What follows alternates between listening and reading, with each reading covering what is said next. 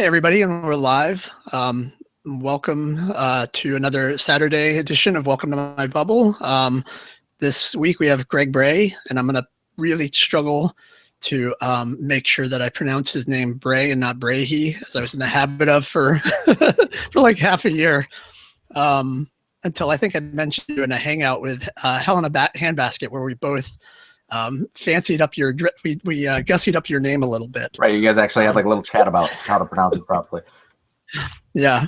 All right, people who pronounce it properly correct themselves, and I say properly because that's just what my family arbitrarily decided it was going to be pronounced like at some point. So it's properly because we say so, I guess. What is the derivation of that name?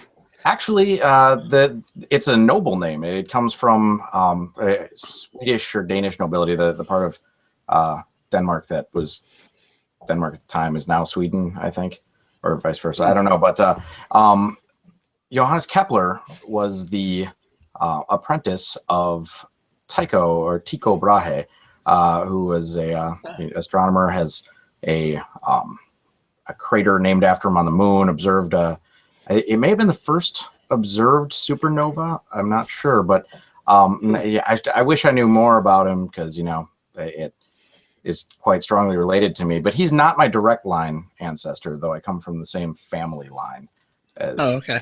So it's I guess his kids died out like 2 generations later. But you can just skip that fact and just just nobody's going to call you on it. So you've been in the community for several years now. I'm not sure if it preceded 2012. That's when I saw kind of your earliest stuff going back. And from one of your chats, it sounded like you had come out as an atheist maybe in like 2010 or something. Yeah, I came out as an atheist, I think, sort of very publicly. I had been privately with my wife and friends and doing still I was actually in sort of the online community just under pseudonyms and not really involved with broadcasting, just doing more the debates and things, but yeah, I think it was October or November of 2010. It was right before my son was born, and that was December. So was that your first son? Yes. Yeah, I now have a son and a daughter. He just turned 5, and she's about 1.5 years. Wow. Yeah, I have two in college and one that's going to be in college in the fall.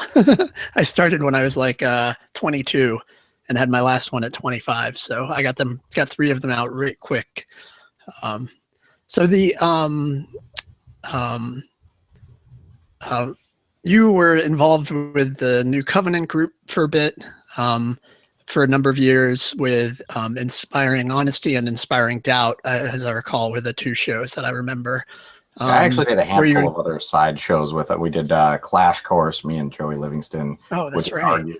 That was fun. I thought that was one of my favorites. But yeah, I regularly did The Place as well, which was their sort of flagship show. Right. But yeah, my own show was Inspiring Honesty, which then later led to Inspiring Doubt. Do you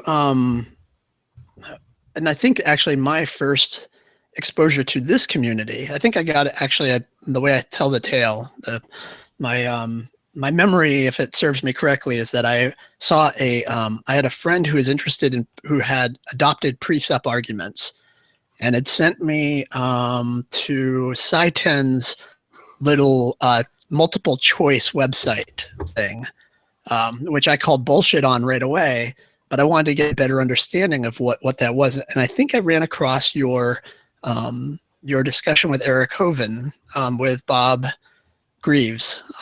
And that was how I eventually, I think I saw a place with Ozzy in it or something, and then stumbled onto his channel and Maudi's Meeting of the Minds, and that's how I kind of ended up in this community. Where was I going with that? And I think that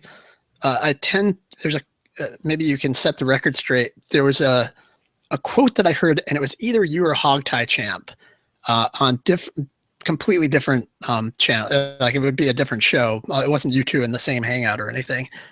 Where somebody said that they realized that people leave Christianity or leave theism when they simply want to know the truth no matter what it is. That they have to kind of come to a tipping point, essentially, regarding abandoning things that they had held for a long time. And that really resonated with me. That was much my experience as I walked away from faith. I've said it a number of times on this show. Yeah, I don't recall that direct quote being in mind, but that doesn't. I mean, that's always something that I kind of talked about, is where your values lie the most. Is if you value the comfort or the community that faith provides, the traditions, the identity. There's lots of different things that being raised in a particular tradition will give to a person. But the one thing that it really doesn't give to them is a worldview that strongly coincides with reality. So at least when it comes to, I guess, some specific topics. So, of course, most theists are quite reasonable when you have a problem with your car, aside from maybe praying about it, but they also then take it to a mechanic, or if they're sick, they'll go to a doctor and pray as well. Most of them, of course, there's some that don't, but I agree that it's when you get to that point where there's a tipping point like this. You really do have to experience that cognitive dissonance, though, where a lot of people are just content with, they don't really even get to the point where they consider, is this true? And once you get to there and it starts to, you get that sort of nagging question. That's why I actually named my show and things Inspiring Doubt, is because I think that's really the key to everything. Is once you get that brief inspiration of doubt, that's where the rest of it kind of can happen on its own. If you can get that one little seed in there, then it opens up a whole new world to people. Yeah, there was definitely a moment for me where because I was fine. Like I was actually very much engaged, still going to church, Bible study, wholeheartedly believed, but had a couple of things that had bothered me. And I think they had piled up enough that when push came to shove, I had to decide whether I was going to go down. Like you eventually realize, I did anyway. I had this very serious awareness of my potentially heading down a path I wasn't going to like. And I've talked about my fear my entire time was that I'd be my own worst enemy. For 10 years, more than anyone else persuading me otherwise, I always felt like if I would be my own saboteur if that was actually to take place. And I kind of had to come to a point where I was willing to go ahead and let that happen. So you grew up Catholic, is that right? Or not quite? You had a Christian upbringing, right? Yeah, I was raised as a rather sort of loosely Christian. My dad would take us to church, but my parents were divorced. I lived with my mom, and it was just never a topic that came up in my mom's house. So, and frankly, it's not a topic that was strong for my dad. It's that my stepmom was raised strongly in faith, and it was important to her. So we all kind of went, and I went through religious education classes through that, which was a very liberal United Church of Christ branch, or Congregationalist United Church of Christ. I don't know if there's a difference, but they in 8th grade is when confirmation was supposed to happen, and I chose not to. But then once I made it into college, I have been dating my wife since junior year of high school, and she was raised Catholic, and it was very important to her. So as she went to a Catholic college very nearby me, I went through, actually the day that I proposed to her was the day that I started the RCIA program, which is the Rite of Christian Initiation for Adults. So that was where really that was where I was kind of experiencing my theological, spiritual awakening, if you will, where it was really sort of realizing that I wanted or that I cared about these topics, and I was exploring things. And part of it did come from having a very close friend who's a Jehovah's Witness, and of course we talk about this as well. But really, I mean, I read various books through college that were eye-opening. And then I was in this RCIA program with a fantastic Norbertine priest that would stay for 2 hours after each class and talk with me. And it was a really kind of the thing that got me going down this track was at 19 years old when I started to study with the Catholics. And by the end of it, I did choose to be confirmed, which in retrospect was probably a bit of a mistake. It was, there was not clear theological motivations there. My wife's family, it was really important to them, and it didn't really matter that much to me. But, looking back, I think of me standing there on that Easter Vigil Mass, reciting the Nicene Creed as part of the confirmation. And even as I'm saying it, like kind of mumbling through the parts, no, really? that's fine. It's kind of bullshit. No, okay. But that, if I'd really pinned myself down somewhere, I probably would have been sort of a quasi-deist at best. Then it came to a couple years later after getting involved in, it was, I think, debating Christianity and religion.com was where I got my start with sort of the written argumentation.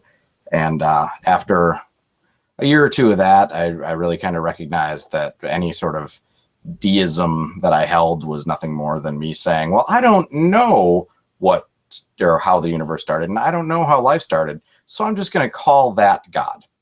It was just a placeholder for ignorance. So.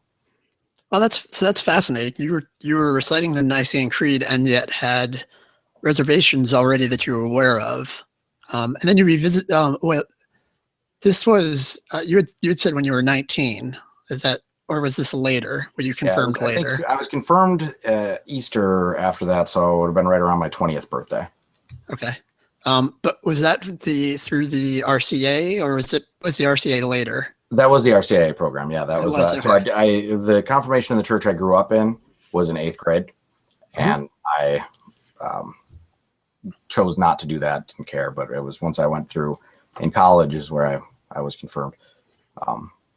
Yeah, I was confirmed in 8th grade as well. I was raised Catholic, and then in college I actually became a born again Christian. Went home similar. I mean, in a weird way. That I went home from college. I'd hooked up with a charismatic couple group, and later that summer, probably summer fall, I became much more tempered out of kind of the Pentecostal movement. But that was kind of my initial exposure to evangelical Christianity. And I went home and told my mom how the Roman Catholic Church was evil and that she needed to get serious about her faith. And about 10 years later, here I am telling her that I'm an atheist. And she says, yeah, we've been there. Yeah. Tortured her both ways, on the way in and on the way out. My family had a little bit of fun with me going the Catholic route as well. As much as they didn't care, I actually have some Catholic family on my mom's side that is quite devout. For my mom in particular, as I mentioned, they all just kind of looked at it as weird. Like my mom and my siblings and cousins there. My dad's side, again, they're not particularly strong in their faith, but they're strong in some of the prejudices that are associated with it, I think.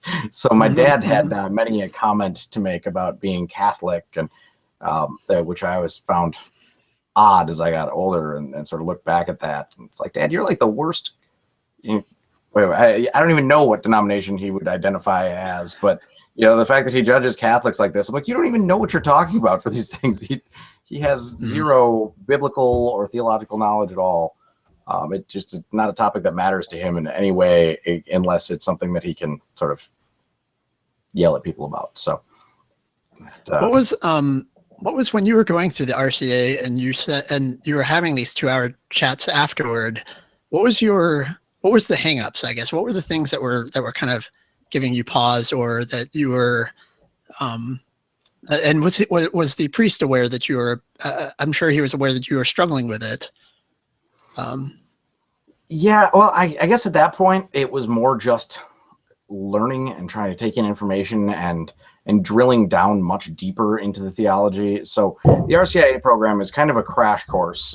Each week they cover, it's you go once a week for something like 6 months, and you cover a variety of topics that are all important to the sacraments and to, you know, the core theological things. But if you think about what a person would get if they went to a Catholic school, kindergarten through 18, and had, you know, religion classes in school where they're teaching you different things about it, versus this, it's very certainly, you know, you get 6 months of one upon a time, or, you know, like once a week, where you have a little snippet in a book that you talk about, and they do a little presentation, and then you go home.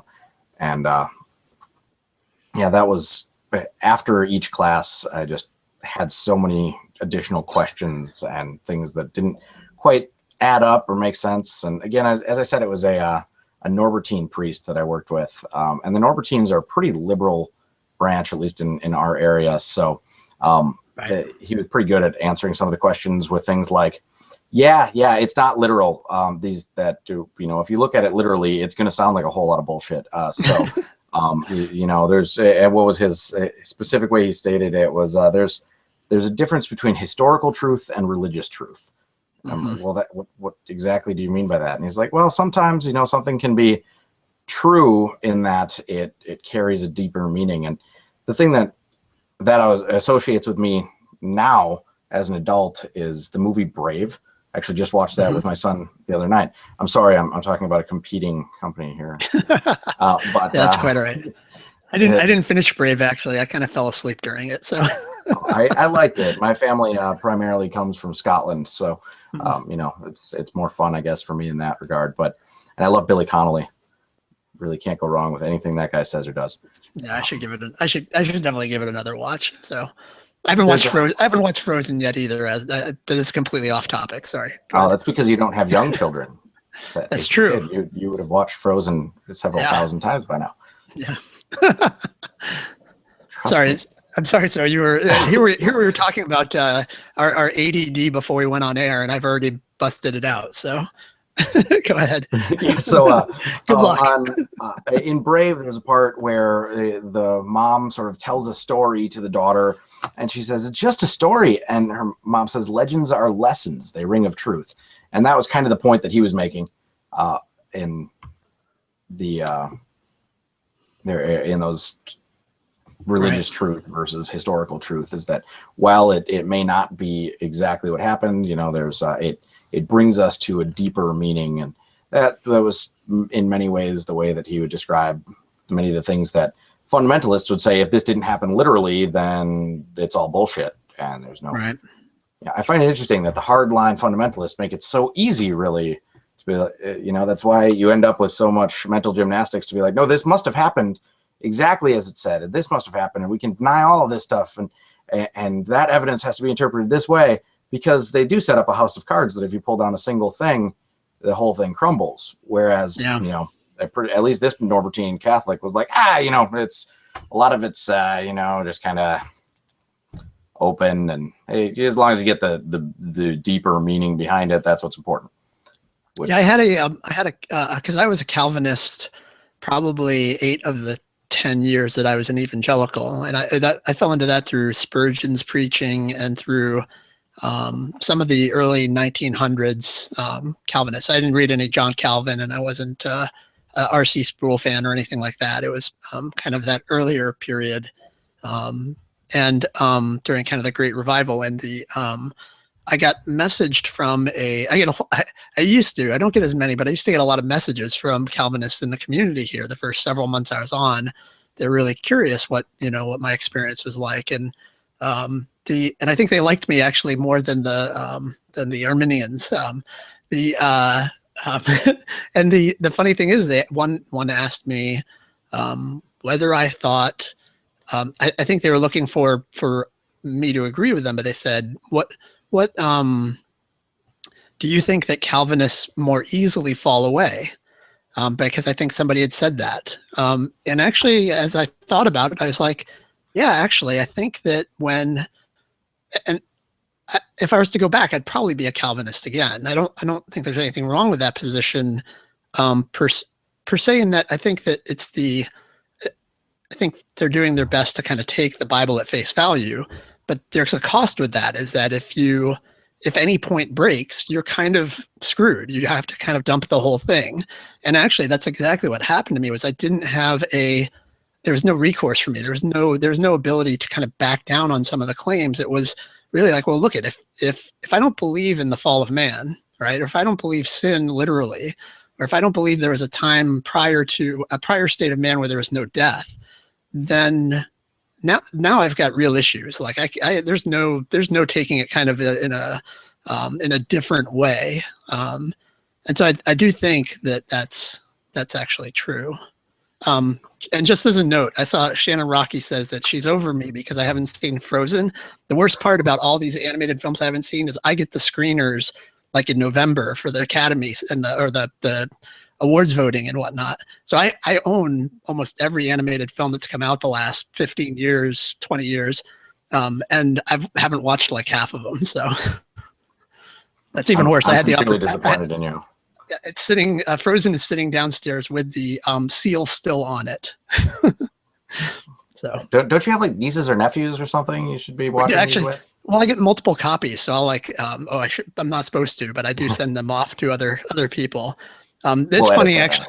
There's a on the screeners on a couple of them, because technically you're supposed to destroy them after you watch them. So there'll be like a little agreement before you watch it that you're going to destroy it after you watch it. You're going to destroy it. Don't just do the like this is going to self-destruct Mission Impossible thing. Yeah, I'm disappointed. I feel like that technology should exist by now. Yeah.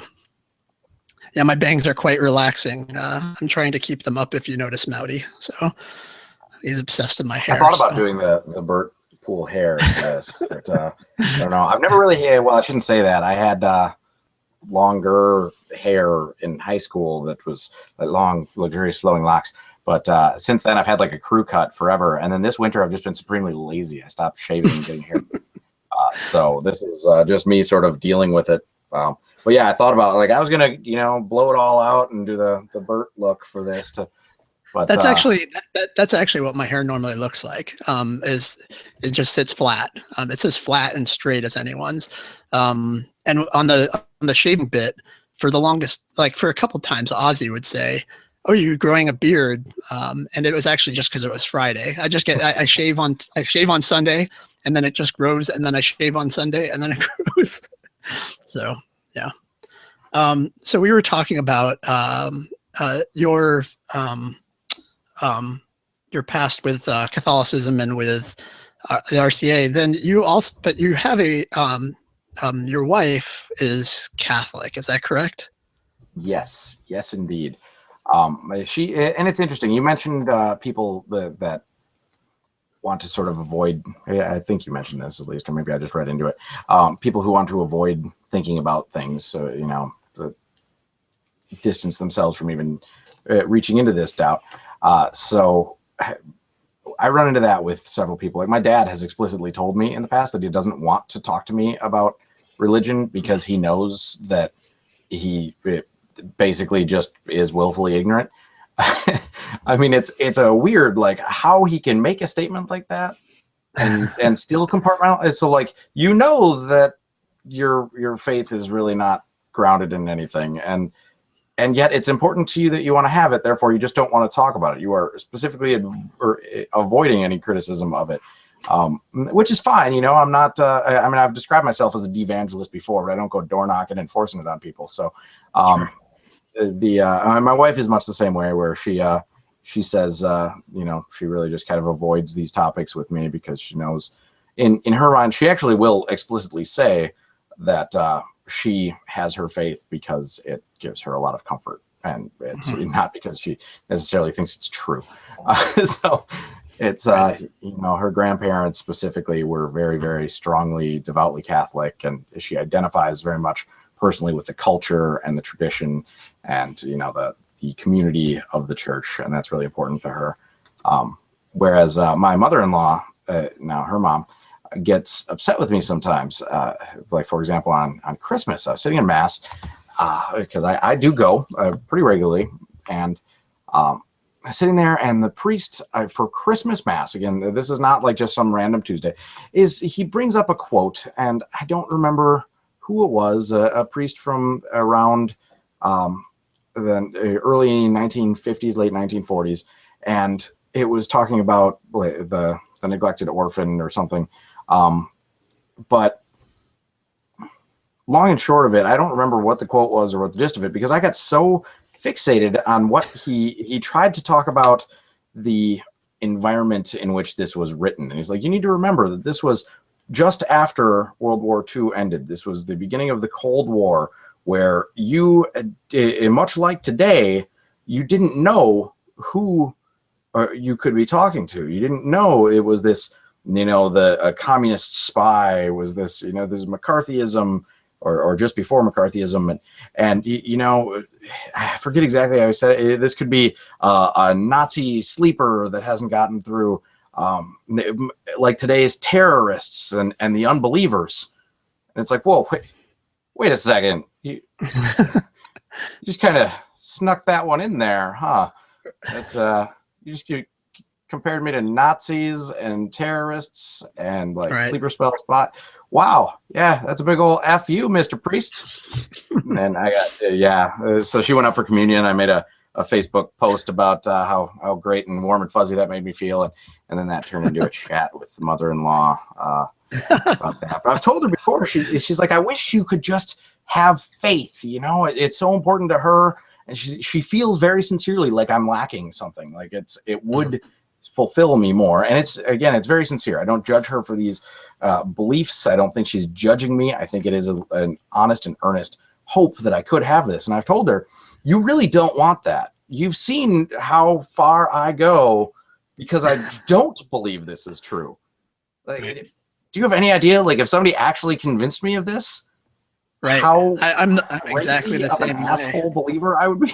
Like, I'd be like that guy that you don't want to ever talk about in front of you. Oh yeah, he's out again. You got a sign, never repent or burn. Or here comes Greg again with his truth.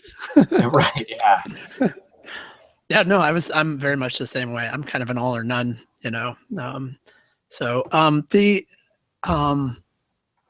We had a similar. My wife was a believer when I walked away, and that was actually part of the difficulty. We had 3 kids under this situation, or under our, under this not situation, under this condition that we were Christians. It wasn't we were bound to it, but certainly when I started contemplating these issues that were giving me pause, it was a really, really tough road to go down. It was a little bit that I had to make that decision that you're talking about with your father, is that you mentioned, in terms of not.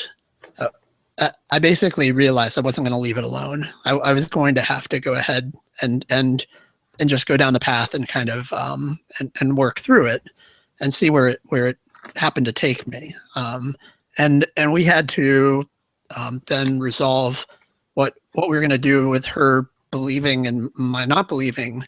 And we decided to sit down and really work through it over a long period, over 6 months to a year.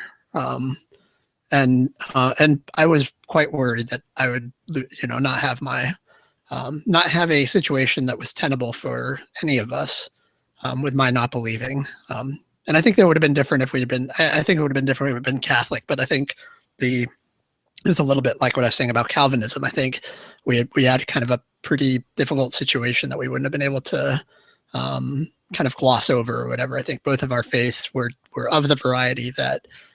It was going to be very tricky to move forward. So, yeah, that's something that always scares me, is the thought of, how many people are faced. And I can see then where it can be a difficult choice. You're faced with looking at this precipice of doubt, right? And do I step forward, or do I recoil? And knowing that if you do step forward, it could cost you everything. I mean, there's the Clergy Project for people who this is their life, their livelihood, their education. Everything centers around this.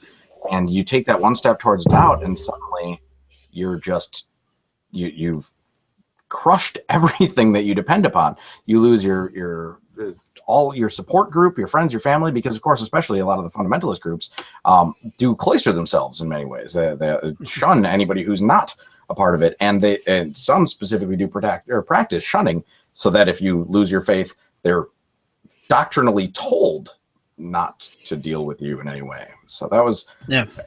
You know, I have my Jehovah's Witness friend that I mentioned. He had a crisis similar to that when we were in high school. He was dating somebody outside of the faith and didn't believe sort of the unequally yoked aspects that they were saying. And they ended up going the other way. She'd become a Jehovah's Witness. But yeah, he called me up at like 11 o'clock one night, asked if I could come pick him up from his house. And yeah, I guess they had basically woken him up in the morning with the elders from the church and have been talking to him the entire day. And, you know, trying to sort of push him through this. And yeah, Kevin mentioned in the chat here, disfellowshipping, and that was sort of the threat that was there. He was just freshly baptized, because I think that happens at 16. So they're like, hey, now you're responsible for this, and we will disfellowship you. And that means shunning and well, not shunning, but, you know, and he knows that means his family won't be speaking to him and things. And they didn't for the better part of a year. You know, he had almost zero relationship with his family because of this. And it tore all of them apart. I mean, I knew his sister, his mom, his dad, they're all close. And watching this happen was like, what the hell is, like, I don't give a shit about any of this at that age. And they're just fine talking with me. But the one who's still like very strongly devout in his faith and just has this one issue with his one thing is the one being disfellowshipped and pushed away. And it seems, I don't know. I couldn't fathom what was going on, but now sort of as I get older, I look at those situations and I can see exactly why people do sort of recoil and turtle up when faced with doubt. That's a scary, scary prospect when everything you have is dependent upon this. Yeah, I think it's interesting is I think in mainstream Christianity, you have, I have a lot of friends who are heavily invested in their faith, in that it occupies most of their time and most of their activities. So it would be very difficult to move out of it. But they wouldn't necessarily have friends outside of it that they wouldn't lose quite as much as something like Scientology or Mormonism or Jehovah's Witnesses, where it is much more insulated and much more, yeah. Anyway, yeah, that's a really tough spot to be in. So going back a little bit on the note of the sermon that you heard, or the homily that you heard, that dealt with the turn that was unpleasant, where you got lumped in as an atheist with Nazis and whatnot, or in a recent, I guess it was like a year or two ago, but I saw a hangout that you had with Dr. Jones and Bob Graves on regarding the ball hangout. Sure. And that was about the rationality of atheism, or irrationality of atheism, and dogmatism. And I actually saw those. The reason why I was reminded of it was actually maybe 2 months ago or a month ago, just before the Aaron Ra Ozzy thing, a couple weeks before that. I saw Dr. Jones post a comment about atheism is irrational and atheists are dogmatic. He actually mentioned that in a comment thread. And I think I challenged him on that a bit. But I in prepping to try to familiarize myself or refamiliarize myself with some of your positions, I was fascinated by that hangout with the ball, because it seems to me that if you have a reason, I've said recently, because I've heard this a little bit, if you have a reason to think something, then you potentially have a reason to not think it as well, right? Like if you're going to come to the position that that you think God exists, you have some reason for thinking that to be the case, and that's the hook by which you could have a reason to not think it's the case, right? Like you could be wrong about that reason. So it's an interesting thing to me to say, look, you have to be agnostic. You have to say that you just don't know. But the counter is that you have people saying that they do know, or they do believe it off of something. I kind of want to talk about that a little bit. What do you think about that? So what it always boils down to with me is I think many people who say that agnosticism is the only reasonable position. I mean, my dad has said that before as well. It's something I started dealing with. I actually used to hold the same belief when I was, I mean, in high school, I would have called myself an agnostic instead of an atheist because I believed that it takes just as much faith to be an atheist as it does to be a theist. And I sort of, when I became or started self-identifying as an atheist was many years later when I understood many of these things. And it really did come down to me abandoning deism, or my sort of quasi-amorphous deism, because I realized it was just a God of the gaps. And me saying, no, I'm an atheist means that I not only do not have any belief in any gods, but I'm aware of the questions, right? I'm not a rock or an infant, as Ozzy would say with his, what are they? Lack theists. So I'm more than just a lack theist. I'm aware of them, and I think that these claims are false, or at least very. You have to take sort of a Bayesian statistical approach and say I think they're almost certainly false, and I think that many of them are demonstrably false. So I don't believe that there are any gods. I think that it's unreasonable to believe anything beyond maybe a deistic, non-interventionist, impersonal force of some sort that you call God is the only thing that would be the kind of thing where I have to say maybe agnosticism is the reasonable approach on that one. I don't think that it makes sufficient numbers of claims to be disprovable or falsifiable. So yeah, other than that, anybody who believes in a personal God or an omniscient God, a God that intervenes and answers prayers, that listens to, or that's concerned with the affairs of humanity, most of these are very, very demonstrably false. You can say, well, if there is, well, you can say, okay, I'm going to say, yeah, there's a personal God, right? A God that has a personality, a consciousness, and does care about the affairs of humanity, but isn't necessarily benevolent. That could work. That's one interpretation that is, cares about it, but only because we entertain it, and it likes to watch us fight. Where he shakes up the ant farm on occasion. All right, but not somebody that's intervening and answering prayers and doing kind things, unless it's again just for its own shits and giggles. Being very arbitrary about which ones to like. I'm going to help this sports team win today, and this old lady's going to win the lottery and get cancer today. Patriots. For what it's worth, I'm missing the game right now for this, so I remain true to my my time slot. Sorry.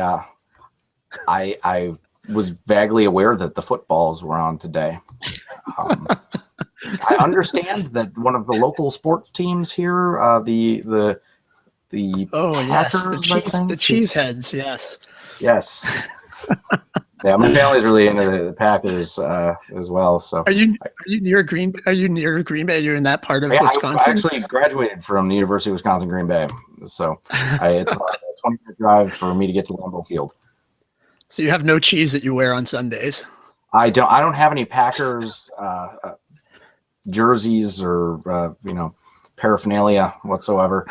Memorabilia. My son gets a little into it, and he watches it with his grandma because she's the one who cares the most. My stepdad is a big football fan, but he graduated from Michigan State, so he's a big Spartan football fan and doesn't care as much about the rest. So, yeah. Sorry for that unfortunate turn. Yeah. So it's interesting though, because that it actually does relate in many ways to what we were talking about before with the cultural identity. I think that a lot of people that are really defensive of their faith can be understood really well if you look at people who are very defensive of their local sports team.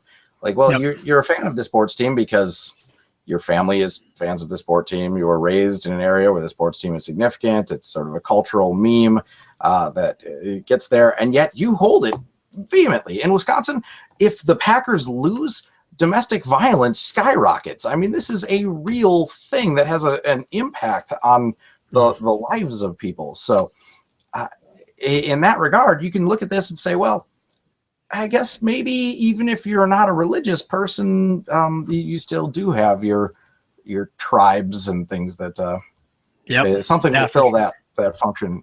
And in some ways, even the atheist community, as it would be called, is sort of that.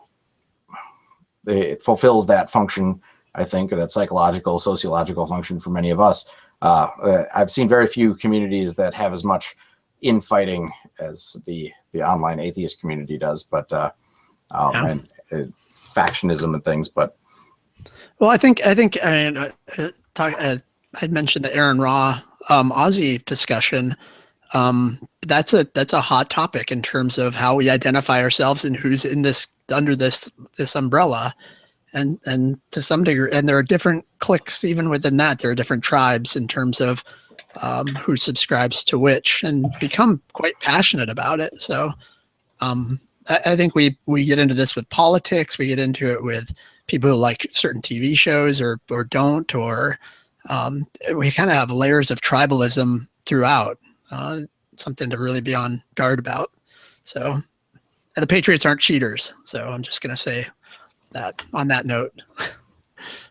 Okay. But when I did actually, when I said that they were cheaters, or when I said I wouldn't, when I tried to be a little more tempered, and I took, that's not talk that other Patriots fans want to hear, right? And so even criticism within the group, not everybody's open to that. So, but on the topic of atheism being irrational, I hear that a lot, and a lot of it has to do with this hedging of, well, you can't know, right? It doesn't come down to what you believe. Instead, it's this, well, you can't know, so you have to be agnostic about it. But I don't think that's not how I define atheism. Where did you kind of fall on that spectrum? Well, I've often, like I said, when I was younger, I did fall in atheism is unreasonable. Now I very strongly identify as an atheist. I think that it is silly to say that we can't hold a position, because and it gets nuanced depending on who you're talking to. Of course, as I mentioned before, talk to somebody who's a very loose deist, then all right, I'll say against you, I'm more of a deist. But that's not, and as I hate to say this as sort of dismissively as it comes off, that's not a very culturally relevant perspective for me. Like this loose deism, if that was the dominant form of sort of God belief in our culture, and any sort of stronger theistic beliefs were the fringe little minorities, then I don't think that much of this online great debate stuff would really be going on. I think that that's sort of what you end up with in a lot of European countries, where people just don't care. You got a lot of app atheism, and people that might sort of, they'll still have superstitions, and they'll still maybe pray for whatever sort of familial cultural region.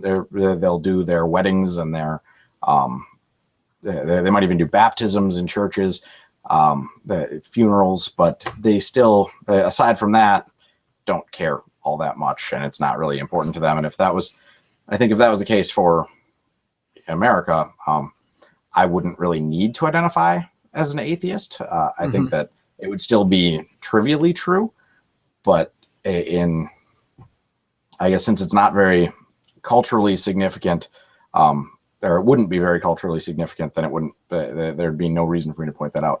I see atheism as a response. If I identify as an atheist, it's specifically because I'm in a culture dominated by theism, and it's something for me to say, no, I not only am not what you are, but I think that you're wrong about what you are. And it is an inherently confrontational position, but it's not, I think, a dogmatic position. It's not dependent on faith or anything of that nature. So where would you stand on the topic of there's the lack-theism distinction that you mentioned earlier, in terms of there are some who want to say, look, I simply lack the belief of your God. I don't have a burden. I'm not saying he doesn't exist. I simply lack your belief, which I guess I'll show my cards here. Is I think that's I do believe that their God does not exist. I don't think the Christian God exists, for instance, and I've got reasons to think that the Christian God doesn't exist, I don't simply lack the belief. I believe that God does not exist. Right. And, that's it's a distinction that it's particularly fun. I've had because you brought up the ball analogy, and I had this conversation with Bob and Dr. Jones, who Dr. Jones of the New Covenant group, I still don't really know what he means when he says God. He's kind of avoided taking a firm public position on that one because he wants to be more of a facilitator of conversations. Bob, on the other hand, is sort of a quasi-deistic. He calls himself an agnostic theist, but he will describe it as this otherness that he experiences, and he'll, Bob. Many people talk about how pleasant and reasonable he is, but man, he will directly just ridicule beliefs that he's like, no, that's just absurd. It's ridiculous for people to think like if you think that God's out here answering your prayers, you're just wrong. And he that like. Yeah, Ozzy and he have had some pretty heated exchanges on that front, and it's. I have to say, I find it really. This goes back a little bit to what I was saying before about the irrational versus rational position. If I don't understand why, if he's got a reason to think it, then that's something we can talk about, right? But it's almost like it's a little. If atheists get accused of hide the ball a little bit, I see Bob playing a little bit of hide the ball, where it's a little bit like, look, I had these experiences, and so I have these feelings about them, but I don't know to what they refer, right? But he's clearly got an idea of something that he doesn't think that for instance, that it was the wind that did it, or that it was some other thing. He's associating it to an entity outside of what, as vague or as soft as he wants to articulate that. And I understand that hesitancy to try to be firm on what it is, but you're saying something, right? Like it's not that you're not saying nothing. You're actually saying something, and you're coming to some. You have some reasons for thinking what it is you think. So that's the tricky part for me. I understand that kind of a little more. The point that Bob has a rather nuanced distinction of how he uses the word belief. And I disagree with that. For me, Bob will say that if you know something, you don't believe it, you know it, right? And I disagree. I think that knowledge is a subset of belief.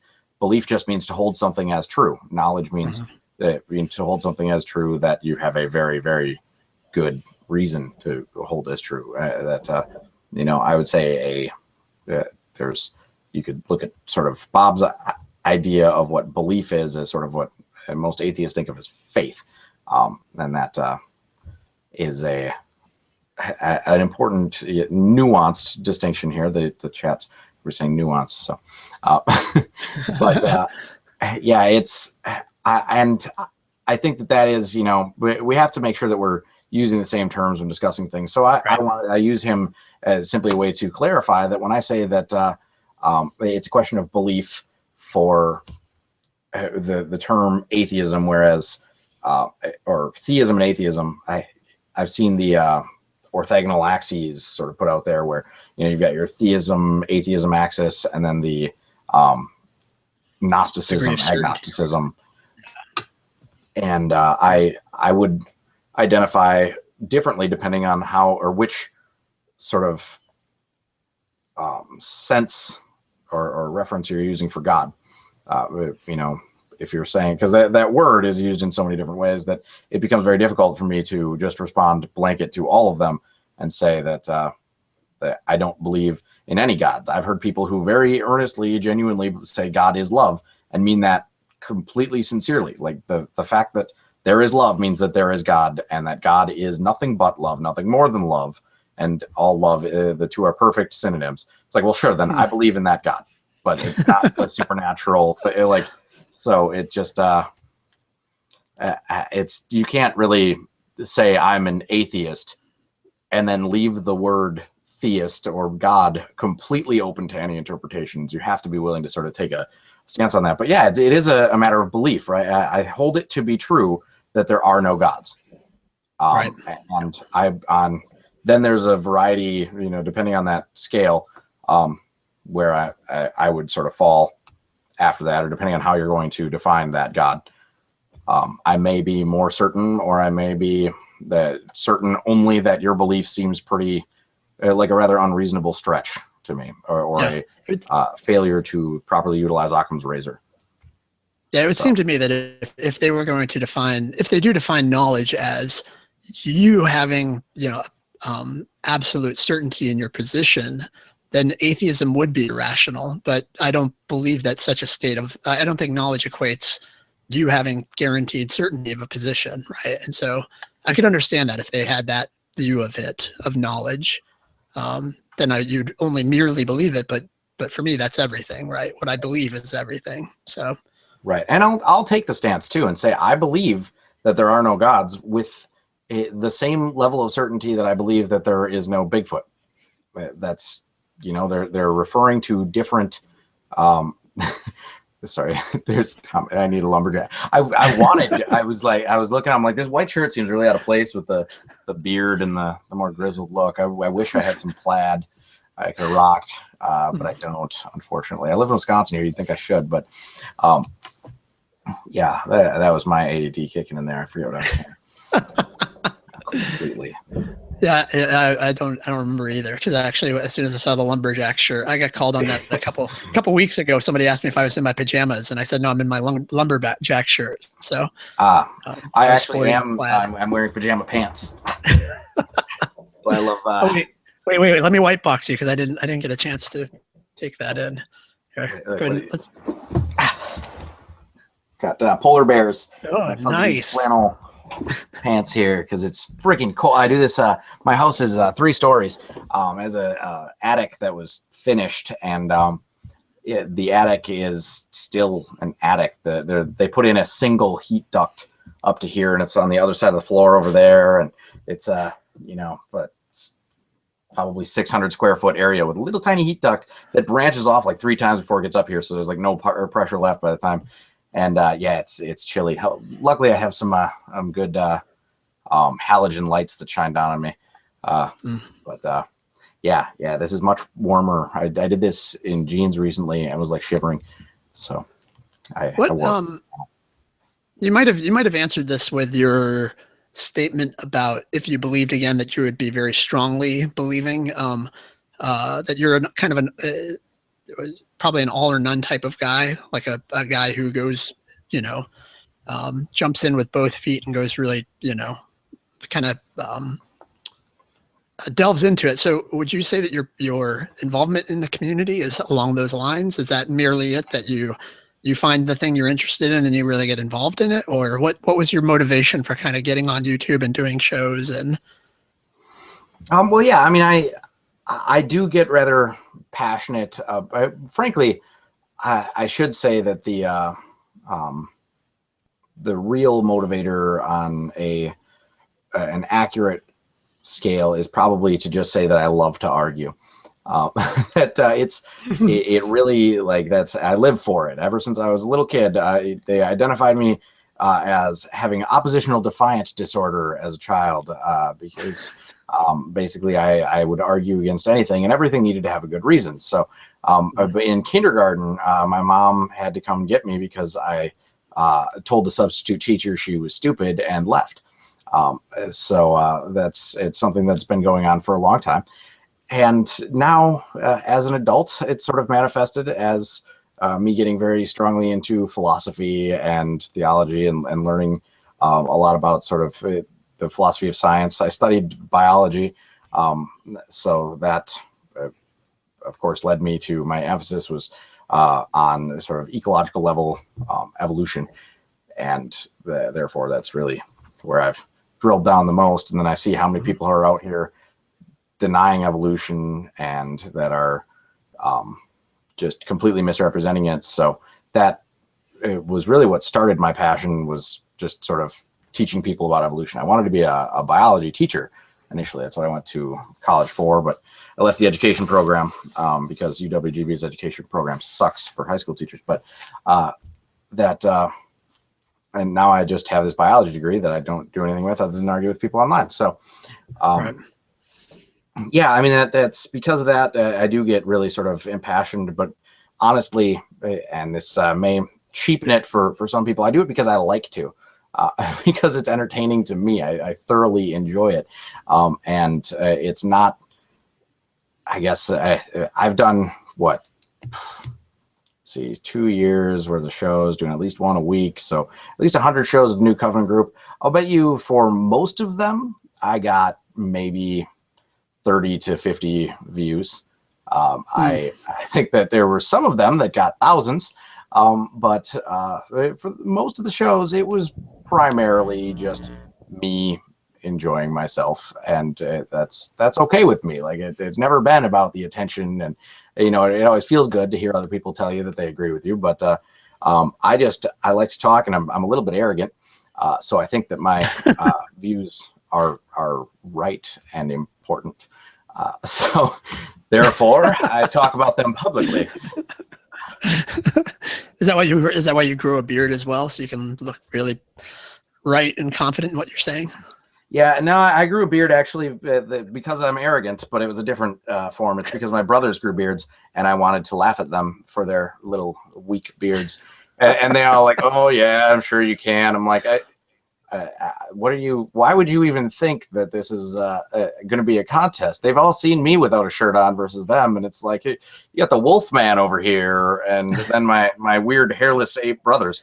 That like your beard is just going to be embarrassing when I grow mine. You don't want me to take this challenge. And they're like, come on, do it. So I did, and then they cried. So was Beyond Tears? Was there anything wagered on this or no? I think they were a little bit too wise for that. That they knew they were going to lose in the long run, but it's hey, we're brothers, so you can't just admit that you're going to lose until somebody actually takes the challenge. You just goad them until they do. You had mentioned that you do you get involved on the philosophy side of things? I'm finding that I'm interested in the theological aspect, and I have a background in belief that is relevant to where I am now, and I enjoy talking about that. But actually, I'm much more these days interested in digging into some of the more some of the things I hadn't given quite as much thought to. Do you find that as well? And did you have, maybe along those lines as well, were you interested in this stuff before you hopped on YouTube, I guess? Yeah, I mean, being on YouTube has certainly opened my eyes to a lot more topics that I was ignorant of. And if there's one thing that I enjoy as much as arguing, it is I'm a cognitive dissonance junkie. I love finding out that I'm wrong about something, or that I'm ignorant of something, and it's embarrassing as hell when it happens, but it's a huge motivator because I am arrogant. So when I run into something that I don't know or I'm not good at, I've always said to even my friends from high school and things that I don't need to be an expert at anything, but I want to be a little bit better than average at everything. That's C plus at everything is my goal in life. So yeah, as long as I can sort of sit down with somebody who knows what they're talking about and not look like a fool, I'm okay with that. Yeah, unfortunately, getting into the deeper levels of knowledge takes a lot more work. And on another side, as much as I'm arrogant, I'm also a little bit lazy. So when you get to the point where it's like, why don't you pursue grad school in this? You clearly have a passion for it. And it's like, I do. And going to grad school would kill that passion. I promise you. I would be just done and be like, I just need to write a freaking thesis on this. And, this is not going to be good. And now I'd hate it. So I don't know. Yeah. I made it with a biology degree and still am absolutely in love with it. So maybe you got some discipline there, huh? Right. Yeah, I'm much the same way. I think that it sucks. It sucks when I have that realization that I'm wrong about it, but it doesn't hold me back. Fortunately, my disposition is that I don't let that stop me from being wrong about it. I'm not going to continue to argue something that I'm clearly wrong about, but that's a really strange feeling. It's really unsettling. I put up that video, like a week ago or whatever. I put up a video about justified true belief and how I think it's not the case. And I got feedback from Helena Handbasket almost immediately, kind of pushing me on some questions. And I was almost to the point where I was like, all right, I'm just going to take it down. I'm just going to take it down. But actually, that was part of my New Year's resolution, is just kind of letting it hang out a little bit there and let myself be wrong sometimes and learn from that. But man, that is just not a good feeling at all. I'm much the same way in terms of not being satisfied to have unexamined corners or whatever. I'm definitely a jack of all trades, master of none, and jealous a little bit of the people who get to spend a little more time in this on a daily basis. Yeah, that's one thing that people have asked me why I don't do as many shows and hangouts and things as I used to. I mean, I have my page, which is www.inspiringdoubt.com, brings you right to the Facebook page. That is, I don't post to it as much as I used to. I used to actually have sort of a team of people that would post with me, and then they all kind of got stuff going on in their lives. And like I mentioned earlier, I have 2 kids now. I did fine when I had just one, but having the second one makes it so that there's just a lot less free time, especially she's, under 2 yet. And it's difficult, for me right now. The kids are actually over at my mom's house, and my wife, she teaches at the high school level, and she coaches forensics, which is speech and debate tournaments. Mm-hmm. And she is off doing a tournament for that right now. So I have an empty house aside from me and the dog. And that just never, ever happens. So if it wasn't for that, then I'd have my 5-year-old standing at the bottom of the stairs. Dad, are you done? Can I come say hi? Dad? Yeah. And then, the little one randomly screaming. Oh man, can she scream? So yeah, it becomes very difficult to get really, especially do this part of the longer, in-depth hangout discussions that I really enjoy. And even just, I stopped doing my shows with the New Covenant group because, even after I was no longer officially affiliated with sort of the directorship there, they still have offered me several times to do a regular show again. And I ran into a situation where I could not be, I couldn't do as good of a job as I wanted to. I couldn't focus on it, be well prepared, have a good guest and a thoroughly researched topic all ready to go each week. And if I can't do it well, I don't want to do it. Yeah. So. Yeah. I'm definitely, with this show, I'm definitely trying to get more viewpoints on. It's tricky, actually. It's hard to find. There are, I feel like every person's interesting to talk to, but actually finding a way to mix it up when you're only doing it once a week, it's a little tricky. And my kids, I think it was in the spring or whatever, I was talking to Ozzy, and he was encouraging me to get a little more involved. And I was like, oh, I'm almost there. I actually have one still left in high school, but it's amazing how much time it eats up. So it's not an easy thing to juggle. So what would it, maybe last question before we start letting some people in to roast you. What would it take for you to believe in a deity, let's say? Have you thought about that? Thought about like what's really holding you back? I have. I've thought actually a fair amount, and I might even have it handy here. I subscribe to Skeptic magazine. One of the few things that I actually still have. I don't think I've paid for it in like 3. They just keep sending them. I don't know, but I've got a pile of them around here. But somebody wrote about that and did a really good job, so I've read that before. But there's lots of things that could make me at least feel that it's more likely than not. And that's where I do look at it as a Bayesian sort of inference. So I'm not going with any sort of absolute certainty, and I wouldn't require that. Of course, there's many people who will say there's nothing that could be attributed to a god that couldn't just be a super advanced alien technology. And my response to that is, well, then that super advanced alien technology is rather indistinguishable from a god anyway, so why not call it one? And things like if prayers or from a particular denomination or from a particular even larger, not denomination, but say Christianity, if Christians never died of cancer and converting to Christianity actually saved you from cancer or natural disasters, if there was a mass global revelation, direct. People talk about this omnipotence of God. I'll tell you one thing that could make me believe would be an omnipotent God. I wouldn't necessarily. There doesn't need to be a mechanism for an omnipotent being to make me believe. It can simply make me believe by force of will. Right now you believe in me. Boom, done. That could make it happen. Right. So there's lots of other minor evidence things that could build up, but really it comes down to concordance. If you have multiple different lines of evidence that are all sort of intersecting at the same, there's probably something outside that's directly interfering, manipulating, watching, and cares about this. I would go with that.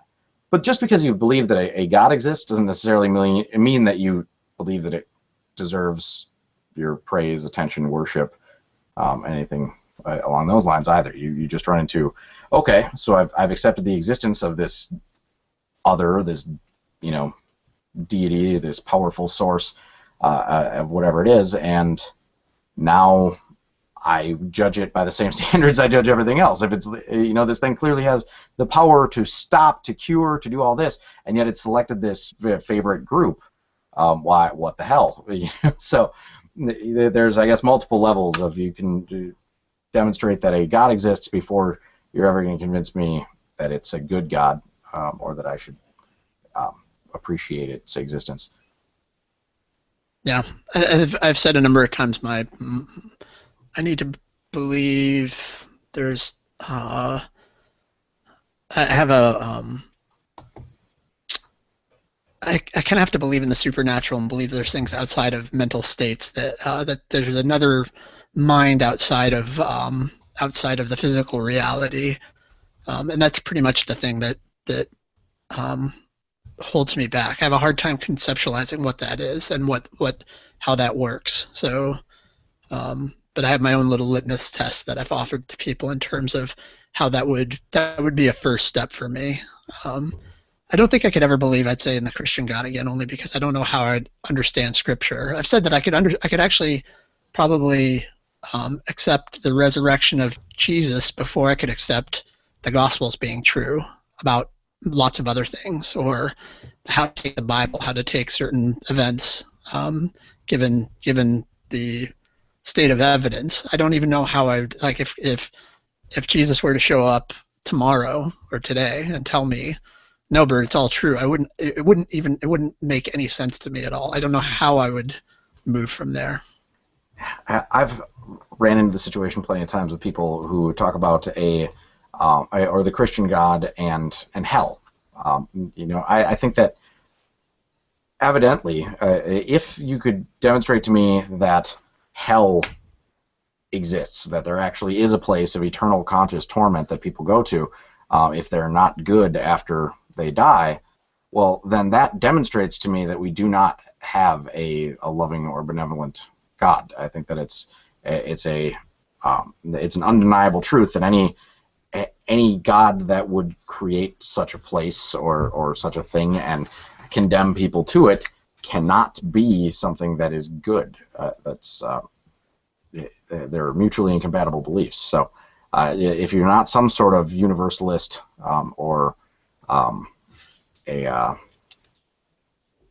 universal reconciliation, or maybe an annihilationist, a purgatorial something, or where maybe hell or is temporary, then I'm sorry, if you believe in an eternal hell, I believe that you believe in an evil God. It's just how it's going to work. There's no denying it. So that's where I keep running into, even if you convinced me that your God does exist, I'd still tell it to fuck off. And I am that stubborn too. I feel like if standing in front of the pearly gates, like, here's your choice: you can bow down to me, or you can go to an eternity of conscious torment. I'd be like, that sounds really unpleasant. But fuck it, I'll take the torture. Eat a dick. I'd have a real hard time not just saying nope, I'm not doing it. And I'd regret that decision probably after the first millennia or so of torture, but, you know, eventually you just get used to it. Your baseline shifts, you're fine. Eating a dick is hardly torture for some people, Greg. That's well, I didn't say that that's the torture. I said that's what God can do. Oh. And I'd imagine that God can. He's omnipotent. He can do anything. That's right. Yeah, he can give the best dick eating that has ever been done by definition. He's so powerful he can suck my dick Without throwing up. Because sucking my dick. Wow. That's quite a feat.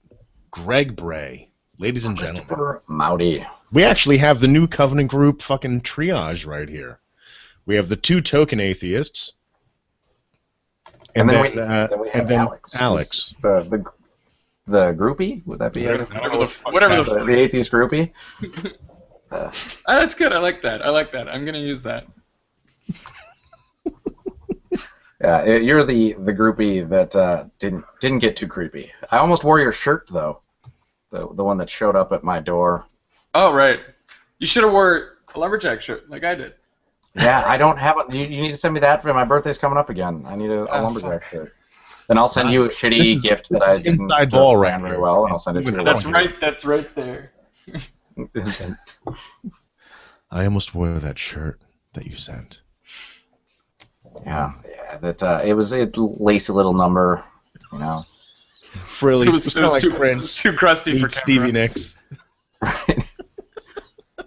While you guys catch up, I'm gonna go catch the Patriots. I'll be back. All right. F you.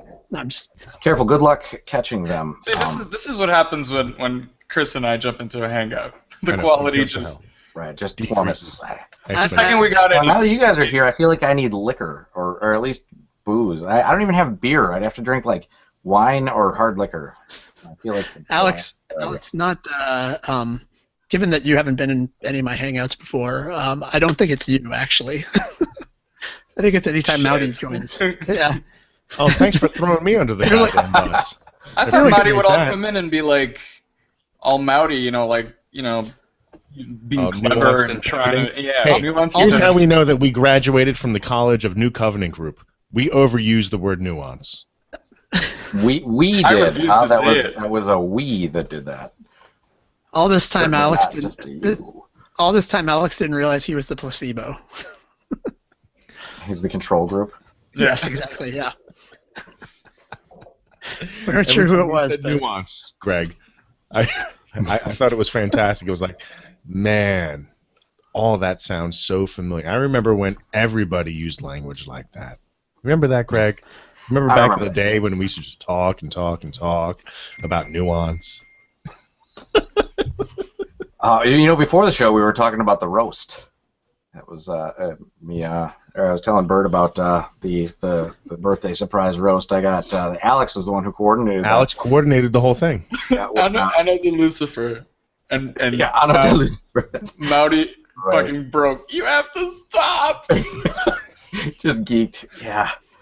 Oh, I was telling him about how Dr. Jones, though, he's the guy. He's too nice to do a roast well, so his jokes came off like he doesn't know how to make mean-spirited jokes, and just instead sounded like an asshole.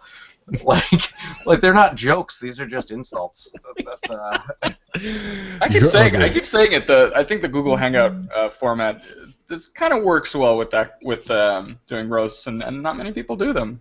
Nobody does them. I think that there should be more of them. Christopher Mowdy Roast 2016, hosted by Shannon. Let's do it. But the funny thing is, I feel like that's any hangout you're in, though. Yeah, haven't we done that? Pretty much everybody fucking busts my balls about pineapple on pizza and Italian ice and sauce and nuance and busting chops. Fuck all of you. Yeah, we have tons of material. I have tons of material. But Greg, the funniest thing is meeting Dr. Jones in real life. Yeah. His sense of humor is way more dark than he presents on camera. Really? He is funny. Jones is funny. As big of a heart as he has, I remember being at the mothership, and there was just like one guy he used to let come by and hang out for a while, and he kind of got on my nerves a little bit, and I'm like, Dr. Jones, not so much with this guy. And he turns around and he goes, I don't remember what his name was. Let's say it's Joe. Hey, Joe, fuck off. I was like, holy shit. That just happened. I'd really like you to fuck off right now. I was really wrestling with whether or not I should tell you this. Get the fuck out of here. But I think that when the roast came out and he did his spiel at the beginning, that kind of I'm not gonna say deadpan a little bit, but I noticed that I think he's really funny. I think he doesn't show that very often, but I think he's very clever. Yeah, see, I got. I could certainly see where his jokes were coming from. I think it may have been a bit more in the delivery. I don't know, but I got so many comments after that from people sending messages like, "Does Dr. Jones not like you? Like the roast was funny, but like man, it was." He said like something about me spending all my time like just like on my knees, like getting pissed on by Eric Hovind or something. I don't even remember what the. And there was like no laugh. It just ended. It was just flat. Like that was the joke, huh? Okay. How not to do a roast? Yeah. Like I was telling Alex yesterday, I binge watched Don Rickles, and of course he was in the Dean Martin roasts, and he's like the expert of roasting people. And everyone laughs, and he laughs at himself, and everybody. The fucking roast for you, Dr. Jones was just like all deadpan, saying the most insulting shit. It was just like, none of this is landing. Not any of this is landing. Yeah, people were really like sincerely confused after that. Like, I thought you guys were like friends. What the hell? Who invited him? I mean, no, he just did. I think he just doesn't know how to roast people. Those were intended to be jokes. They just, yeah. But I'm curious to know, because Greg, even though you've been on Meeting of the Minds a couple times, and even though we've been in plenty of conversations previously while we were in the bubble, no pun intended, Bert, of the New Covenant group. Now we're both outside of the bubble. What was your experience as being in? I call you a token atheist. I say it a little bit tongue in cheek, but not so much, because you were I'm just going to lay it on the line. You were the token atheist, and then I was the token atheist, and we were both token atheists for a while, and then you left to do your thing, and then you came back, and it was just like, it seemed like they always wanted to have a toe in the atheist vibe, right?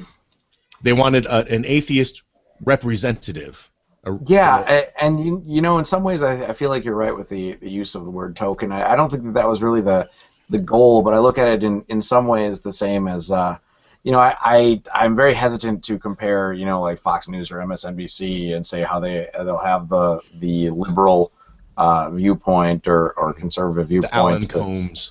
Right, but it is sort of like the we're going to present balance, and I think in many ways, and this is my arrogance coming out here, I think that you and I drew a lot more audience to them. I think that they're without having sort of the more firebrand that I brought to it, and the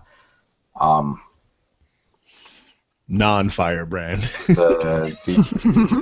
the whatever the opposite of firebrand. Smooth, silky voice that you brought to it. Maybe, I don't know. I was trying to come up with a compliment here, and without having you, that their content was very, I guess, esoteric in some ways, but also just didn't. There was not a huge audience, I think, for what they had. It was difficult for them to branch out. So by bringing us on, I mean, the story of me going on there is because I got kicked out of a Christian Universalist group that Dr. Jones was in. That's how I got involved with the New Covenant group. Is he saw me get kicked out because I challenged somebody, basically added me to this group, and then after a few conversations this way and another, I mentioned something along the lines of I feel that having faith of any kind, even a universalist faith or and this is actually sort of the same argument that got me separated from the New Covenant group in the end, but that whether it's a strict fundamentalist faith or a very, very loose deistic whatever faith, that if you appeal to faith at all, basically what you're doing is putting your foot in that door and holding that open to allow whatever the hell walks through it, because there's no checks. There's no way to check faith against something objective. So when you open that door to it, you've no idea where it's going to manifest to the next person. And by saying, no, I believe this on faith, and I do use that in sort of the nuanced Christian or religious perspective of faith that they deny using. But when you have that mechanism out there, then it allows other people to say, well, look, this guy also believes something on faith, and he's just wrong about what he believes. And now you end up with factions and fighting, and people saying, well, no, you don't believe that Jesus on the Tuesday was wearing this colored sandal, therefore you probably should die. So yeah, I believe the exact phrasing I made at the end, that the thing that sort of led to my separation from the New Covenant group, when we had a rather tense conversation that said mutually decided it might be best for me to not be officially representing them anymore, was when we had I think a series of 2 or 3 shows with me saying that theism is snake oil, or theology is snake oil. You embraced the anti-theist label in a way that I think that surprised everybody. But yeah, because it's not like you didn't hold that position previously. I think that we just kind of cornered ourselves into thinking that everybody was like lovey-dovey, loosey-goosey, and that your version of anti-theism was brandy new all of a sudden, which it wasn't.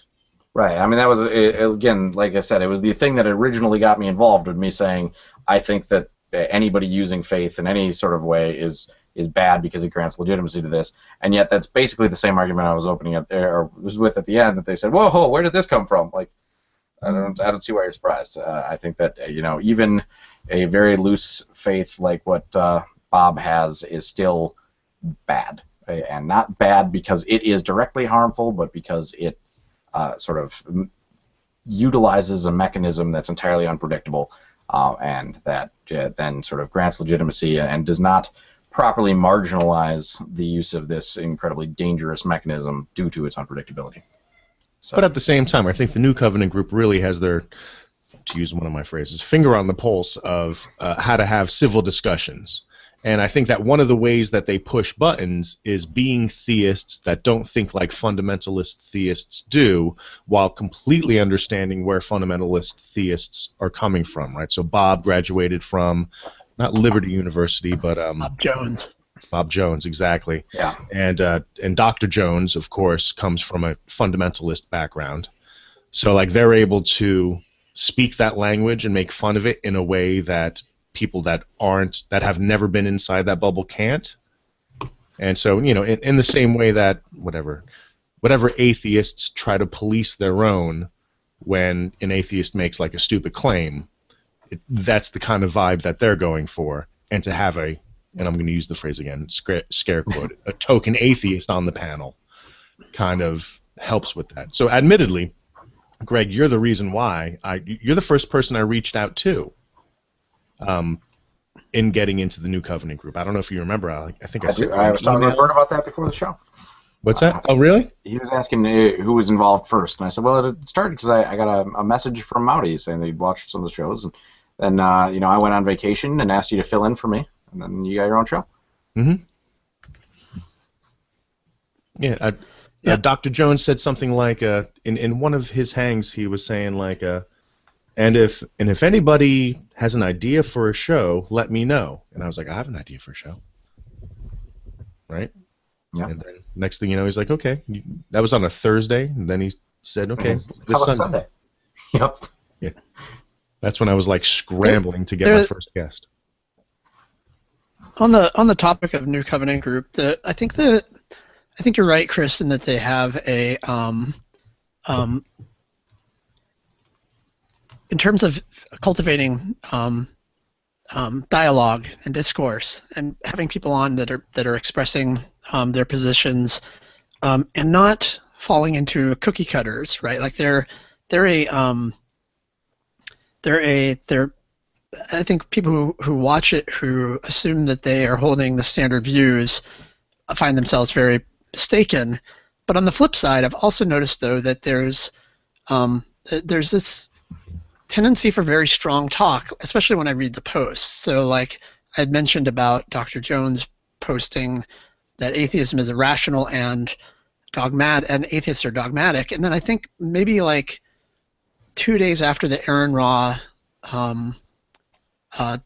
Aussie discussion, I saw Bob Graves had posted something that basically said justification is garbage. He thought justification was garbage, that we don't know anything, and the so you'll have kind of these really strong statements about things, but I don't get that sense a lot of times when I'm watching their discussions, or when they get into a conversation. So I wonder how much of it is that he's provoking discussion by saying these things versus that he actually holds these things. I think he actually holds them, but then I think he says that he's trying to foster discussion.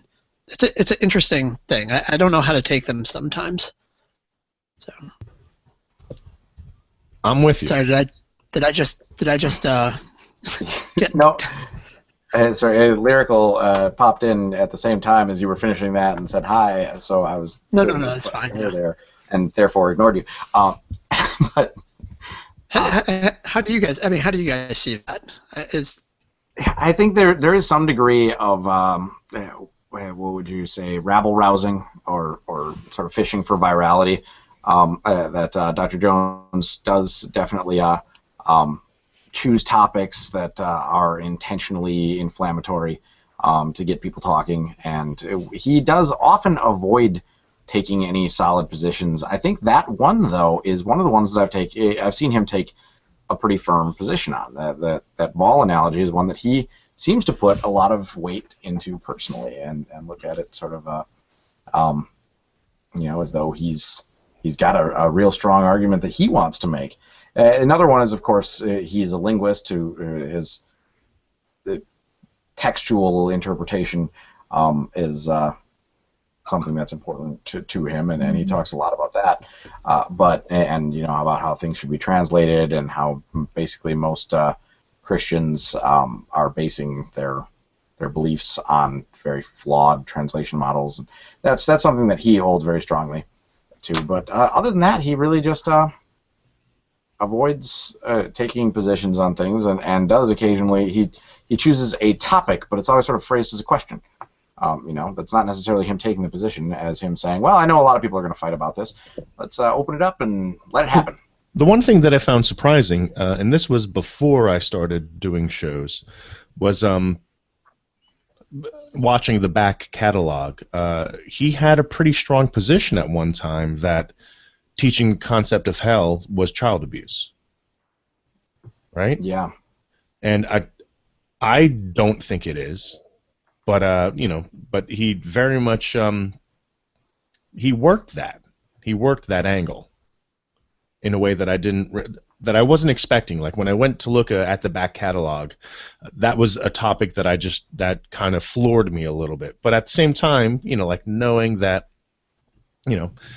just like any other internet show at the time that is looking for, I'm not going to call it clickbait, but they're looking for topics that people are interested in discussing that are not necessarily what everyone else is discussing.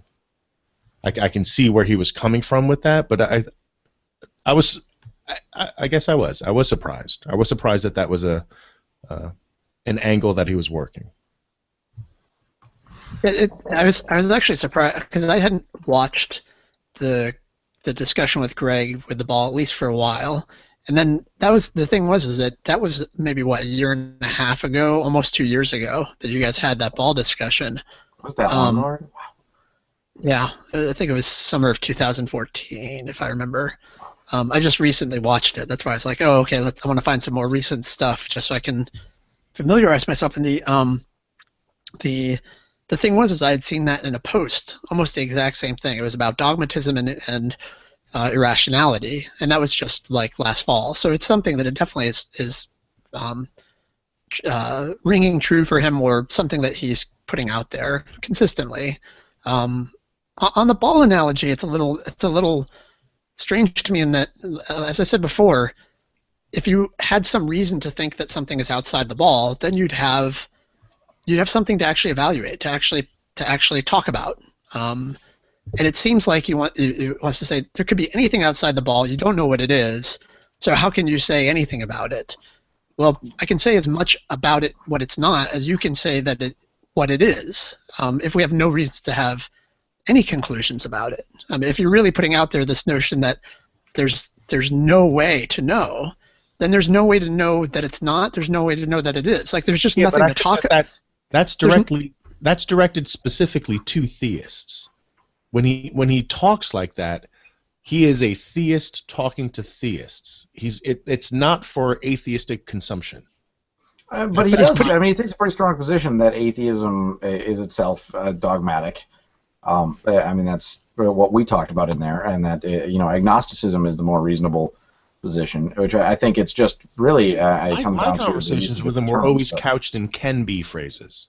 Atheism can be dogmatic. So, like when we would talk to David Silverman or Lawrence Krauss or whatever, he would kind of nudge the what about, instead of just saying in no uncertain terms that it was dogmatic. When he was talking about dogmatism, both in terms of this thread and also in terms of talking to Greg, what he was saying by dogmatism was an assertion that's not founded on any reasons. It wasn't so much an ideal pushing it or anything like that. It was just simply a stipulation. He's saying that you're dogmatic in your stipulation that this can't be the case. Where was I going with that? So when he was talking to Greg about it, or in this thread, it was you can't know what's out there, so you can't say that you can't. Because you say that you know, you shouldn't be making assertions about it. Right. But my assertions, from my perspective, when I hear that, go ahead. My position on that is that it's where I have cause to think something. So, for instance, if I was going to infer a deist God, it would be because I would infer some quality to the universe. But that would be access to what's outside the ball. Then, like as much as that's something from the ball reaching in, that affords me an opportunity to say something about it. That I think it's not the case, or I think it is the case. But it's almost like he's having your cake and eat it too, where he wants to say, look, you can't know what's out there, but it could be this, right? Right. If you've got a reason to say that it could be this, then I've got a reason to say that it could not be that, because I could by the same reasoning go, okay, I'm not persuaded of that, right? When he's talking about you can't know that there's not something outside of it. What he's really saying is that it's a dogmatic claim to say that there is not and cannot be anything outside of it. And I think that's where as I said, that I think there are some interpretations of theism that you really can't be a firm atheist about. You can't say that that's not possible. I can still say that it's not reasonable to believe to be true because there's a lack of evidence that the most reasonable position is certainly to not hold that as true. But yeah, it really comes down to the ability. So if you want to theorize about what could be outside of the ball, right? Then it comes down to the ability for that theory to generate testable claims. If it doesn't generate any testable claims, it's just mental masturbation. Really, there's no. It's speculation that has no truth value to it whatsoever. So in that regard, it can just be dismissed as a interesting fiction until we have some sort of testable or even explanatory framework. Exactly. I was going to say not even testable, but just reasonable, right? And this taps into what we were talking about a couple hangouts ago, Bert, where it's less about the existence of something objectively versus the beliefs that you have and whether they are warranted or not. I think those are two completely different discussions. Right. Well, it becomes difficult to discuss that with, particularly when Bob is involved, because he, as we discussed earlier, if you say the beliefs that I have are warranted, he'll say, well, then they're not beliefs, they're knowledge. And it's like, well, that's because you're using belief differently than the vast majority of the philosophical world, but that's beliefs are if a belief is justified, and I believe beliefs should be justified, which is itself a belief, and you end up with that infinite regress. But that I don't even know where I was going with that. If beliefs are justified or can be justified, then we can talk about it. And if they are not and cannot be justified, then they're just pure speculation, and it's not really useful for anything. You can say, well, but what if? Okay, great. But it's like there's an infinite amount of what ifs. And it's like counterfactuals. Well, what if I had been born in, let's say, Sri Lanka? Sure. What would my life be like if I had been born in Sri Lanka? Well, we can speculate and say that the culture in Sri Lanka is this. When you say I had been born, what do you mean by I? The same consciousness born into a different body? What if I was an only child? What if? Yeah, all these things. What if? So yeah. Bert, I'm right here. Watch it with the idiot comments. I'm right here. Are you going to be the white knight this week? She doesn't need a white knight. I'm right here to warn you. Yeah, is Shanna actually going to talk, or Lyrical, or either of you going to just here for the chat and saying hi in there? Because I don't think I've spoken with Lyrical before on at one of our shows, but Shanna, I don't think I've ever actually. Shanna waits until Chris says she can speak.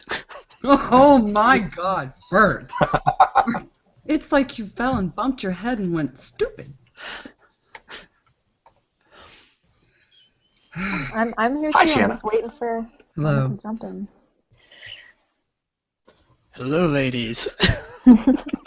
I think my last Why chat we with can't talk. Lyrical, this is if I can use this as an opportunity to shift to where I've sort of gone after the New Covenant group, and even as I was in the New Covenant group a bit later, is that the great debate is fun and everything, but man, there's just so much more out there that I like to talk about. That it's not just about what should we believe in gods, but also should we believe in other magic, mystery, spiritualism. I believe that's where I had Lyrical on a show once for us to talk about some of that, because although you are an atheist, correct? I would definitely lean more toward the atheist than the theist, even though now I term myself as a pan and moan atheist. That doesn't make sense, Lyrical. No, it's just kind of a blend of different terminologies. See, I wouldn't call myself like a a pantheist. monist, a pantheist, a neutral monist, but also not a deist. I don't lean toward any aspect of there being a creator or the need of a creator, or even the concept of creator. Myself. Okay. Yeah, but I do. Yeah, we did have an interesting discussion on things like psychic abilities, stuff that is kind of on that fringe science, quasi-science, Pseudoscience. parapsychology. Mm-hmm. Exactly.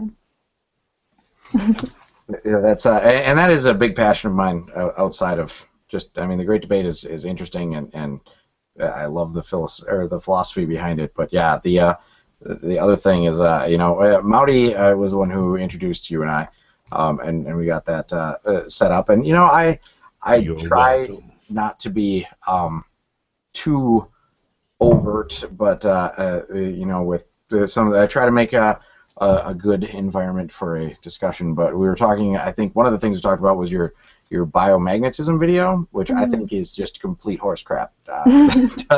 It's I see it as to think that there's an energy that can be imbued through touch onto a penny to make it stick to a wall. It to me seems, for lack of a better word, ridiculous. Right, So. and yet you did it. Yeah. No, there have been a lot of people that have tried to explain away how it happens, why it sometimes happens, and it's an interesting phenomenon, And I think it was Sean Guy who's am I pronouncing that right? He got a blowtorch and actually heated up a penny and stuck it to a wall using heat and as an explanation of how is this possible, how do we make this happen, said, but the thing is, we really don't have an actual, disciplined way of explaining it. It's just one of those interesting phenomena. So, and something that I like to play around with that is in the realm of just kind of being a little bit outside of how science can explain something, just like I believe that I've had psychic experiences that are outside of the way that science can explain certain things. But psychic experiences are a little bit different than the penny method, right? People have put pennies in the freezer and have shown that temperature actually has an effect on it. Temperature does have an effect on it, but the fact that we can actually cause such a drastic change of temperature with our own fingertips is kind of what I find fascinating with the whole That's just study physics. of it. That's just conduction, though, and it's well understood in science. But anyway. Yeah, so I'm sorry, I didn't ask you to talk just to talk to you about that. It's just that I wanted to bring up that my passion does go well beyond just the Great Debate, and that's where I've branched out since then, is to a lot more of the skepticism, the conspiracy theories, and it's interesting because there's often conspiracy theories I find where people will hold very, very strongly a certain constellation of them, and yet completely ridicule people who hold other ones that they, for whatever reason, don't accept as true. And it's I don't know. It's sort of like watching a Calvinist and an Arminian argue with one another. Which you see is sort of delicious. That was Right? like that was like I was talking to Fabio, and we were talking about his upbringing, and he was telling me about I asked him if he was because he was Catholic, obviously being in Italy, everybody's Catholic, and I said, so do you believe in back then did you believe in a literal 6,000 years and whatnot? And he said, oh no, that's crazy. And then a couple minutes later, I was like, he was talking about Catholicism, and I said, wait, so you believed in the transubstantiation, that the bread turns to flesh, flesh and blood, and he goes, oh yeah, and I was like, oh, of course, yeah, that's That's not crazy. he did. He actually That's a version of crazy that resonates with me. He's like, right, "There's a resonates. Thank Thank you. That's Thank you, that's a Maui. different. That's a different level altogether. But like, yeah, you it do is. you see that all the. I mean, there's really not any single belief that theists or that really I found any group that is not ridiculed by somebody who would mutually ridicule their own belief, if that makes sense, But that I guess is true even between theist and atheist, right? You see that meme out there with like atheism, the belief that nothing did nothing to suddenly become something, or which, so that's them ridiculing our perspective versus, Yeah, but what's funny is, Greg, I think that the point that you were making about, not to reuse the idea of outside the bubble or outside the ball or outside the Great Debate, it seems like you're more interested in just general critical thinking, right? Skepticism, critical thinking in general. And some people just get bogged down in the Great Debate version of critical thinking or skepticism, where, truth be told, there are people that consider themselves atheists that have horrible ideas. They're not doing it because they've critically thought about how they got to where they are. They just think that by labeling themselves that, they automatically win the internets because they're more academic and rational. There's another interesting, I forget who it was, I think J.T. Eberhard or maybe Ed Brayton recently made a post. I forget. Anyway, that was about what the word atheist means to non-atheists, or to the fundamentalists who are former atheists. Now, mind you, I'm not trying to dismiss anything or strawman things. I'm sure that there are atheists that were atheists for a very good reason. They were not people who were just fitting this definition that I'm about to bring up, but that were atheists like I am that later became Christians or Muslims or anything that for whatever reasons they have. I'm not trying to dismiss that as impossible, or even something that has happened in the past. However, so many apologists will say I used to be an atheist, and yet when they describe atheist, it's like if anybody's seen that movie, God Is Not Dead, it's like a caricature of what an atheist should be. I used to be an atheist. I hated God, but I always knew He was there. And Yeah, frankly, the Kirk Cameron argument. Yeah, from a Calvinist perspective, that's because they don't believe atheists actually exist, right? That everybody believes in God, or you know in your heart that God is real. Therefore, an atheist is somebody who is just denying this reality, who is fighting against it, rejecting it, angry, whatever. And therefore, to them, it makes perfect sense to say that they were an atheist back when they were living as though there was no God. And then now they're no longer an atheist because they're a Christian. It's like, well, really, I hate to be the one who says, I don't want to make a no true Scotsman sort of thing here, but you really weren't an atheist. If you were angry at God, then by definition you kind of aren't an atheist. But that's kind of like the AA approach to anything you weren't before what you are now, right? If you've ever been to an AA meeting, and I have, and you listen to people, they're just like, my life was horrible. Back when I used to drink, I did all these shitty things, but now that I don't drink, I'm blah, blah, blah. Back when I thought there was a God, I was stupid and repressed, but now that I'm an atheist, I'm rational and reasonable. Back when I was an atheist, I hated God, but now I recognize that He's the source of all logic. It's like this weird human phenomenon where the way that you narrate your biography, in your head, determines how much better you are now. I'm so much better now than I was then. Whereas in reality, well, you're probably the same fucking douche. Right. Well, and the street preachers, that's a hobby of mine. If I go out with friends downtown, I'm getting old now, so I don't do it as much as I used to. But like they'd see the guys holding the repent or burn signs out there, and be like, damn it, and we lose Greg now. So I'd be like, you guys go on. I'm gonna argue with these guys. And every one of them I've talked to. I mean, and this is something that I've done in many different places. And oddly, you see the same faces, even like downtown in my town here, at college campuses, at different events. These people will travel. I've talked to people who are like in town from Indiana to do this for like a surge, or it's the what is it, 40 Days of Life thing. So we're coming here to protest abortion. But anyway, These people who are out here that are really on fire to hold up these signs and to do their street preaching, almost all of them have a pretty shitty backstory, and I can understand where they become passionate about this because everybody ends up attributing a major lifestyle conversion to something, right? You have something. Yeah, I was about to mention a story that I spoke to you, Greg, about it. I asked.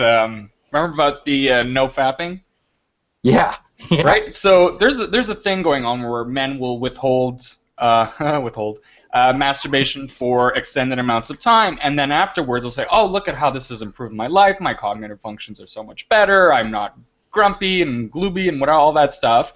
And then Greg mentioned, he says, "Well, not anytime, but sometimes when people when they set goals for themselves, or they do something kind of life-changing, and they're seeing an accomplishment, or they're accomplishing something, they might, go back and say, oh, look how terrible it was before when I was doing this, but they're just kind of in that high of, I'm accomplishing a goal that I set for myself." Does that make sense?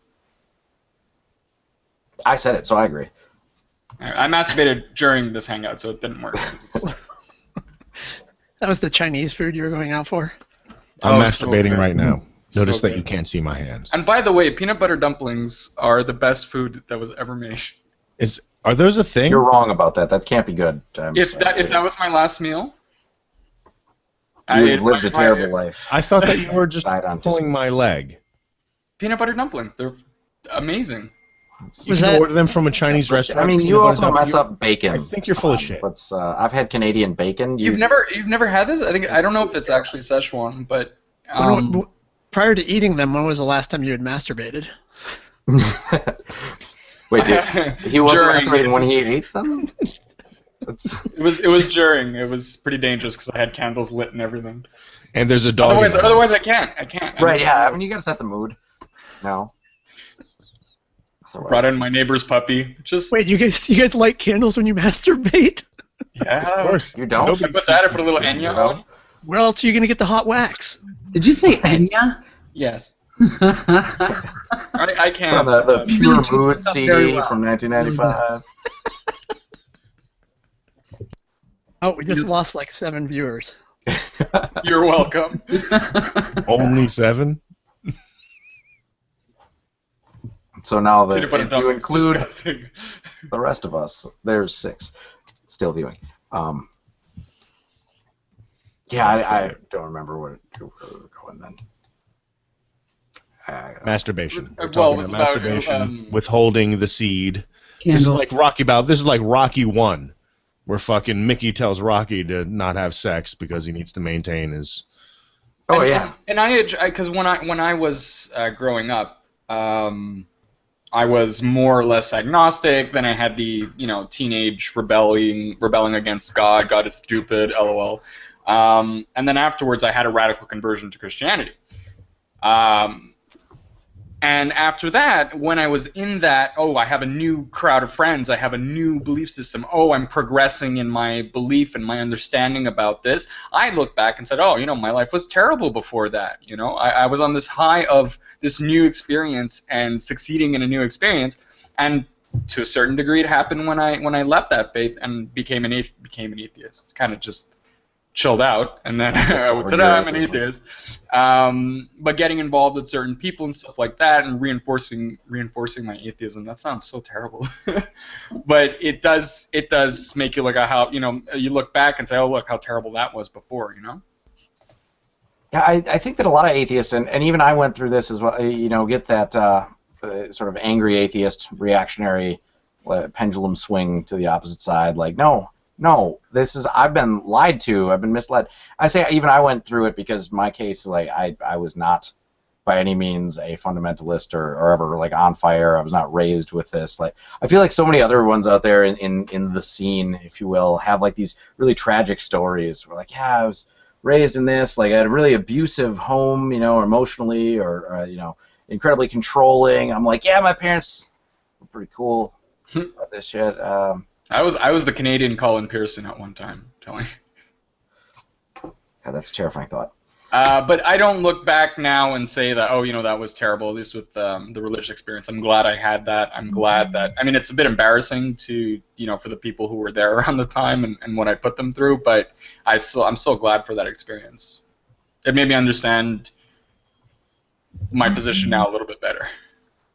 I had a very strong experience as well, where it felt like it was overnight changed for me. And it lasted, I was very, very zealous initially.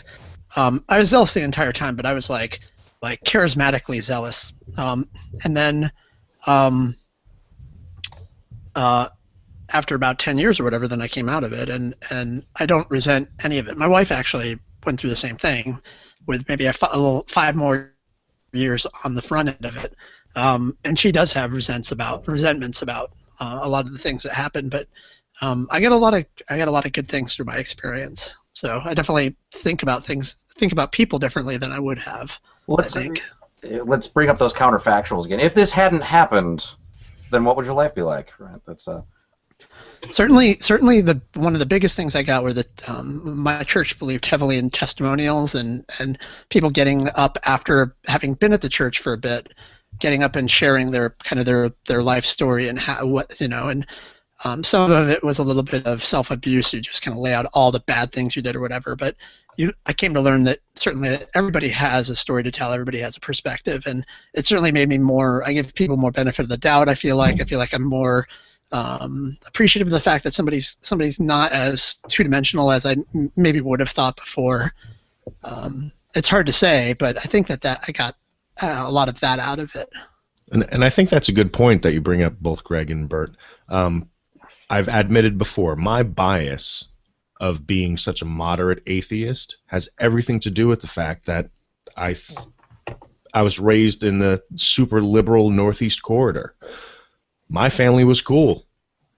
They don't like that I'm an atheist, but I didn't have any horrible experiences while I was steeped in religion. all of my experience. The worst thing that happened, I think, is I was talking to you, Bert, about it.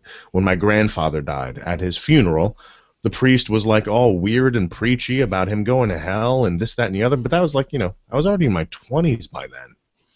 So my upbringing was like kind of the Dago Beaver Cleaver upbringing. My parents are still together. They love each other. We do things together. Our family's really tight.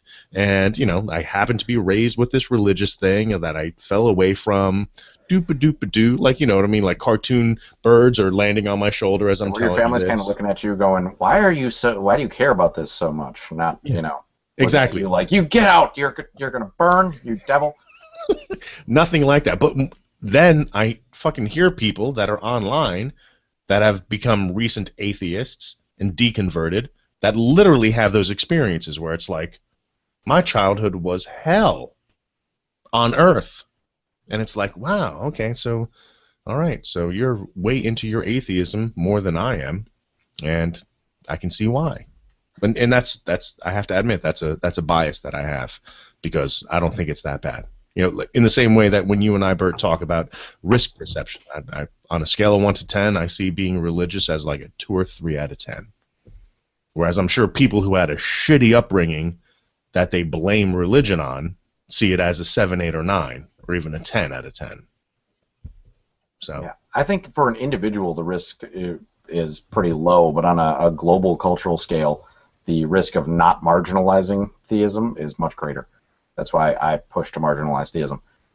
That's, you know, I mean, we can see, we've seen historically and in modern day what it can and does lead to or justify, and that, you know, again, it's the unpredictability of it, that as long as it's not or as long as it's mostly culturally accepted to believe in this stuff, and people don't give you a weird look for saying that you pray and believe in this, then I think we end up having a whole lot more wiggle room for people to believe really weird shit.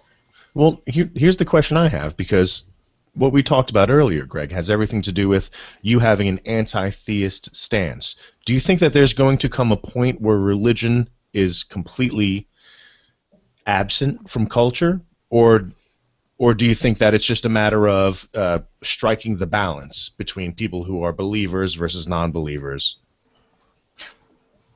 I think that it is a striking a balance thing. That, you know, religion or religious attitudes?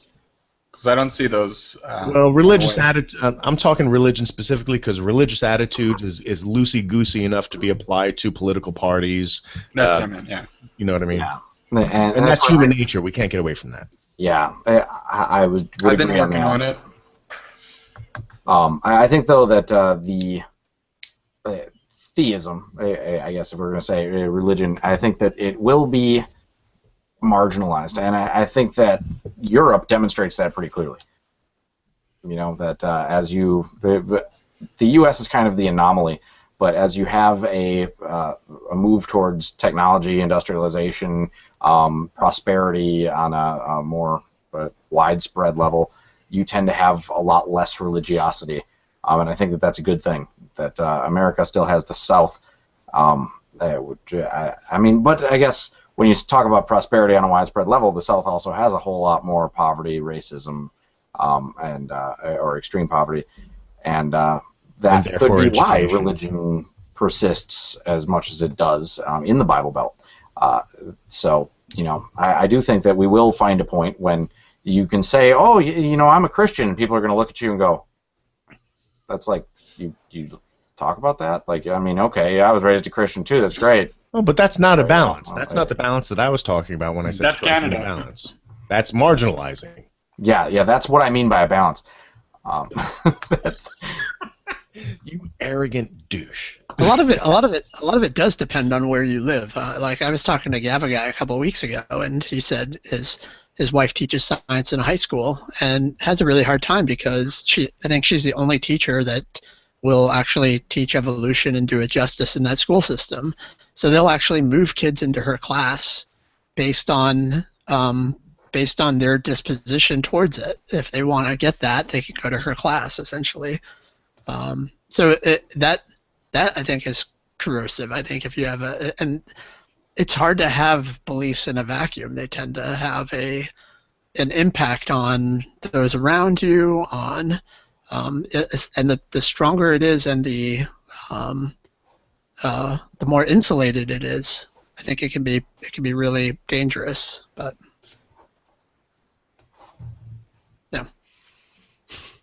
yeah, I mean, I lost the guy that was going to have an issue with that, which was Chris Mowdy.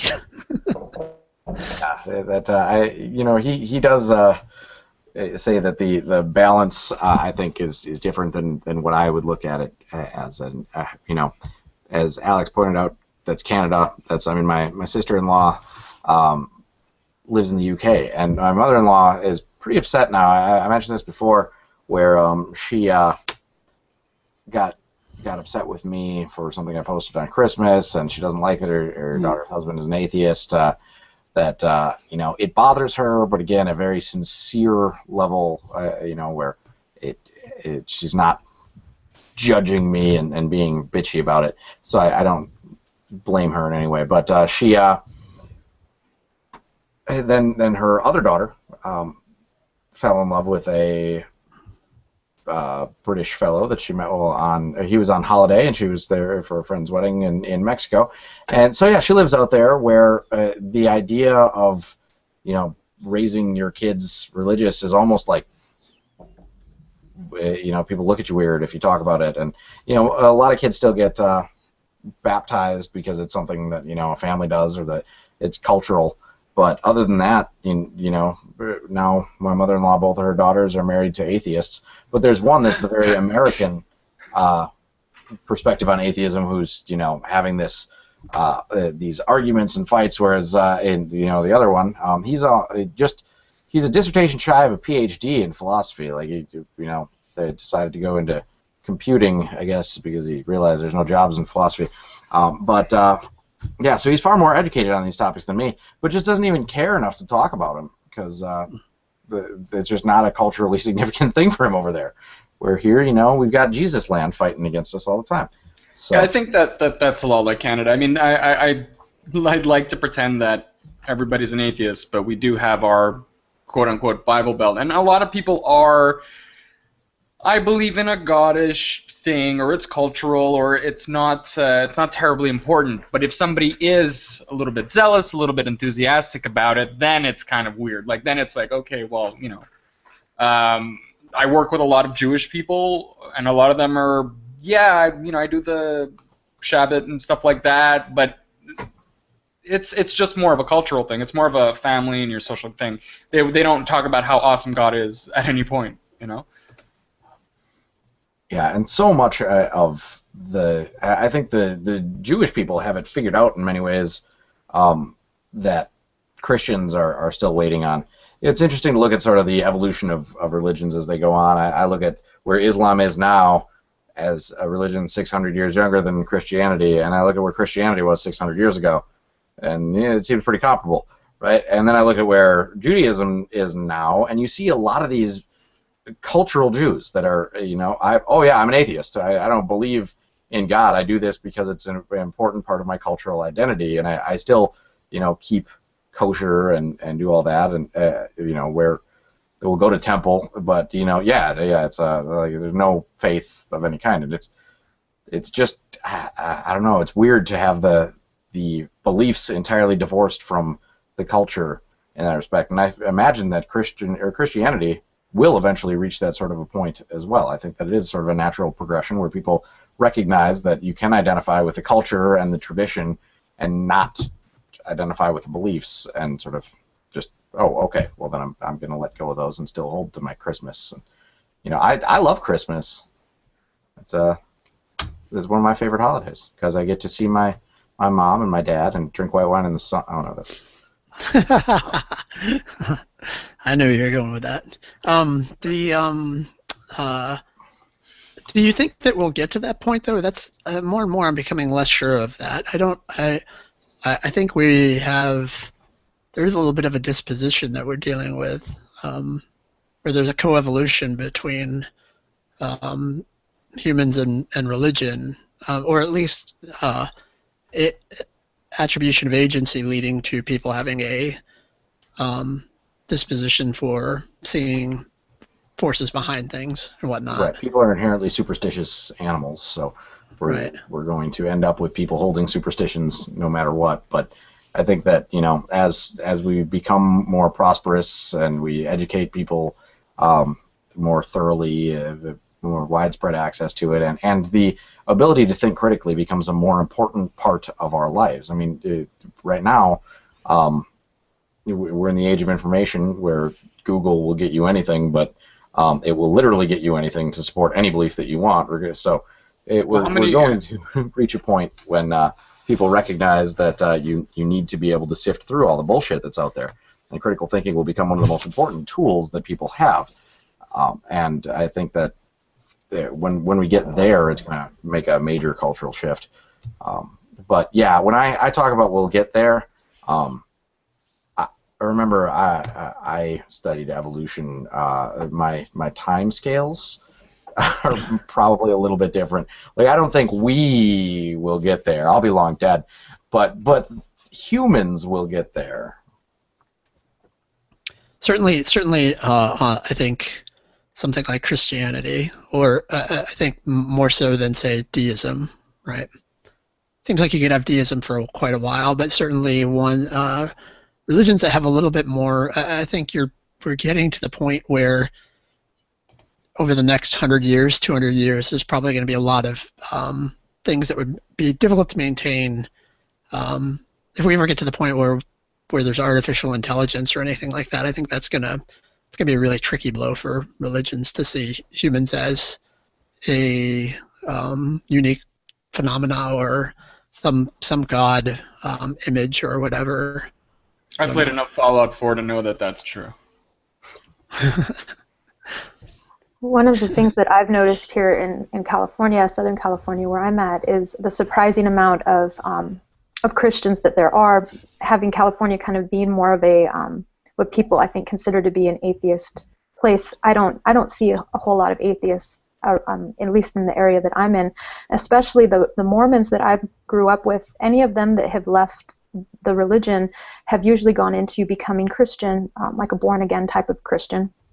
And another thing about just the social and cultural construct that we were born into believes in a lot of things like ghosts, spirits, having a soul, having kind of an afterlife concept that doesn't just get dismissed as soon as we leave. Like when I left Mormonism, nothing just kind of flew out the window. At first I kind of teetered on Christianity, and then I went a little bit into Wiccan types of beliefs, and now I don't believe in any type of a creator or anything. You know, I think there's a process that does involve a lot of critical thinking and having a lot more information available to you, but at the same time, there's a lot that needs to be shed away besides just a belief in Christianity. There's a whole social construct of, how many people believe in the soul and the spirit and all that type of stuff. You know, I see a lot of New Agers that dismiss Christianity entirely, but are still completely obsessed with this idea of a spiritual nature.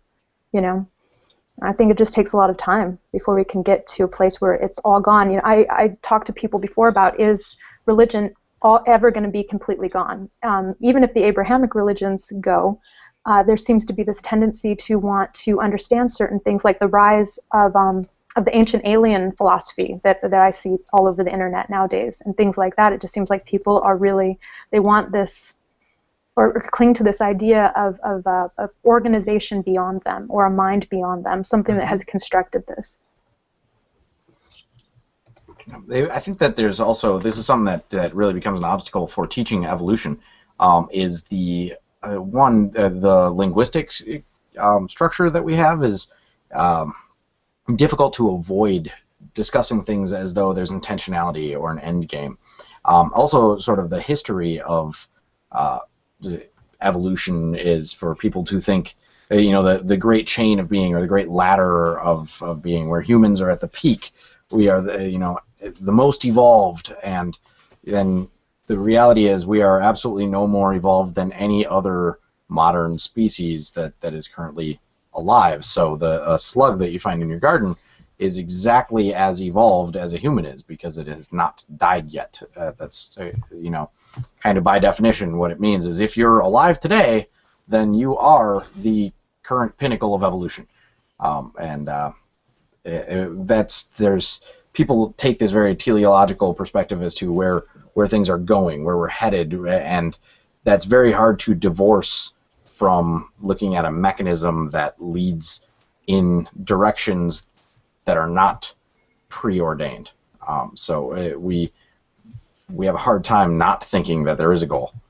Yeah, when you talk about cognitive dissonance and trying to separate yourself from beliefs and things that you eventually find out to be wrong, it's very shocking and jarring when that experience happens, but at the same time, once you get over that ego, you know, kind of like smash from it, you actually become, you know, you're able to look at the world through the correspondence theory of truth. You're able to see things a little bit more for what they are.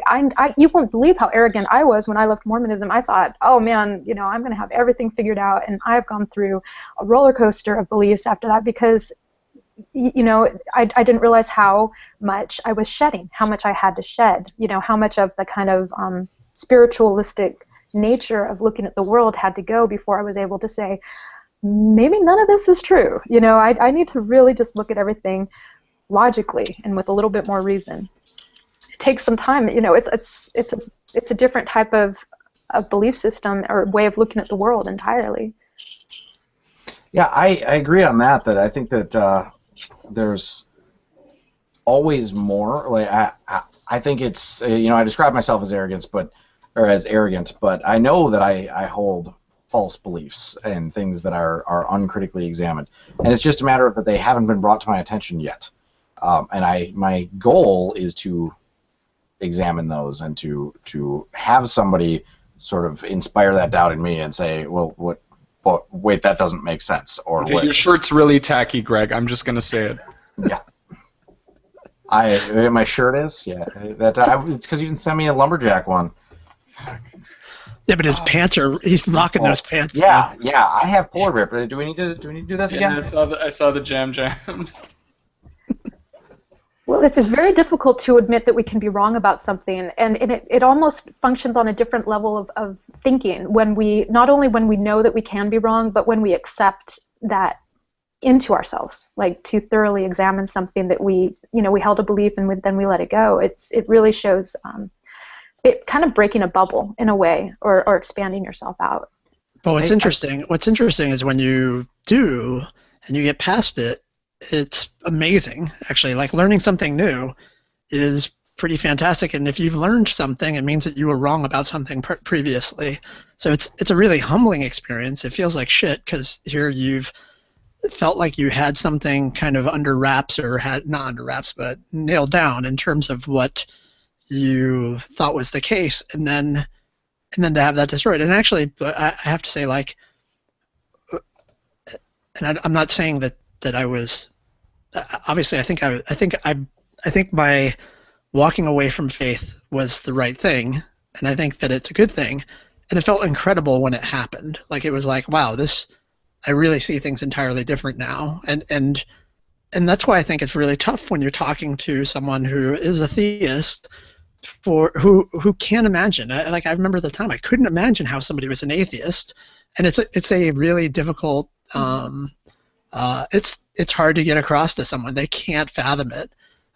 To some degree, there are atheists who can't fathom how it would be to be a theist. So yeah, I'm not saying that it takes a lot of time. If you were never a theist, it probably is very difficult to imagine. And even the farther I get away from being a theist, it's harder to put myself back into those shoes and just be like, wow, you have to remember how it was like to walk with faith and to pray and to actually feel like you're hearing God's voice, and just, I mean, it's pretty amazing, really, how much a person can convince themselves of this truth that they either believe to be true or that they want to be true so much. And yeah, it's difficult to break yourself out of it, but when you do, there is that paradigm shift where you do kind of swing a different direction, where sometimes we get a little bit more arrogant, or we get a little bit angry at Christianity even. If you're a Christian to begin with, you want to argue against it and try to convince other people this is my truth. Listen, hear what I have to say. There's some wisdom behind this. And that's what I see happen a lot here. And I give credit to the Christians who battle against it, because their faith must just be so strong. Hey, Alex, you were an atheist? Did I have that right? I am currently an atheist, yes.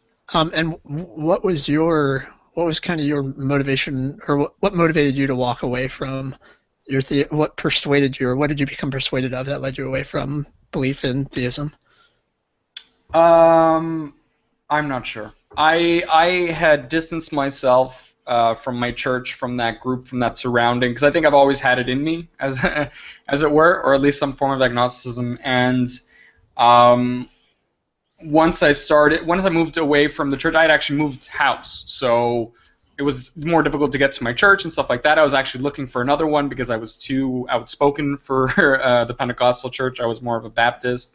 And what happened is I started listening to some podcasts, and what was that? I was watching some Darren Brown, believe it or not. I don't know if you're familiar with him. He's a magician. He's an entertainer, an English one, and he uses mind tricks basically to hack your brain and stuff like that. He's a fabulous entertainer, but he's also a skeptic, and it kind of introduced me to how our brains can be affected in such a certain way. And he was also a vocal atheist, so I started entertaining this. I started looking into things like neurolingual programming, and which even at that, I mean, it's sketchy, but I started looking into these things and how we can be persuaded to believe certain things. And then the more I studied that, the more I just realized that I kind of already fell out of it. But being away from your church, getting that couple of months away to yourself really helps, because if you're going to always be with that same group, reinforcing each other, patting each other on the back, you're not going to get out of anything very soon. That's absolutely what happened to me in terms of being in a very tight-knit community, and then we moved out. I actually started working for the company I work for now, and moved out away from Ohio and out of the Bible Belt, and I was in a very tight, like, couple of blocks community that lived within, that did campus ministry on Ohio State campus. And moving out of that, it was just kind of a slow change for me. It was I likened it to standing right up against a map and then slowly taking a couple of steps back and realizing there's a lot more, and then you realize you realize you're just standing an inch away from a map the whole time and just didn't have the perspective to actually see there was a lot more going on. I think I liken it more to, I was being distracted. You're kind of in that party with everything, and you're always having fun and stuff like that. And I had no reason to leave. I had no real reason to want to leave. I mean, I had created great friendships, and I had a great system, and I was fairly happy, except for the disagreements theologically with, I was a little bit out there, so it kind of got a little awkward towards the end. But other than that, the relationship I lost in it, I ended up losing a lot of close relationships because of it. But I had nothing to really gain out of it. Well, I got a shit ton to gain, because now I'm like an atheist and I'm elite as fuck. So, so yay me. You win the internet now. I won the internet. I can use words like nuance. Take that, Mom. Do you ever contemplate deism or anything like that? Do you have, or do you ever see yourself moving back towards that position? No. I have this childish innocence or ignorance towards it. Like, concepts of God and these things are foreign to me. They just don't make sense. Like, I guess when I was religious, I was going through motions and filling in those God speaking to me things by myself. I was segmenting my brain and being, oh, this is God talking to me and stuff like that. So I felt like it was a special experience. But once you look at it now, I mean, I look at it now, it's completely foreign to me. Unless I have direct, divine, provable revelation, there's absolutely no way I can believe. Yeah. It would have to be a divine revelation. I've had a litmus test, or and I'm sincere in it. I've said to my friends, when I was 20, I think, probably more like probably 19, I believe that God spoke a name to me, in my head, and I shared it with one person, and that person has forgotten it. So I've said to all my friends that were they to tell me that name, it's not that it doesn't even have to matter that occasion actually happened when I was 19 or whatever. It would be that if somebody could actually tell me that name, then I would be strongly persuaded that something within the universe knew what had happened and relayed it to this individual that would tell me a name. So if anybody ever tells me the name, which it's not a name that anyone's going to guess just off the cuff, then I will. I will drop it all and try to figure out where I got it all so wrong.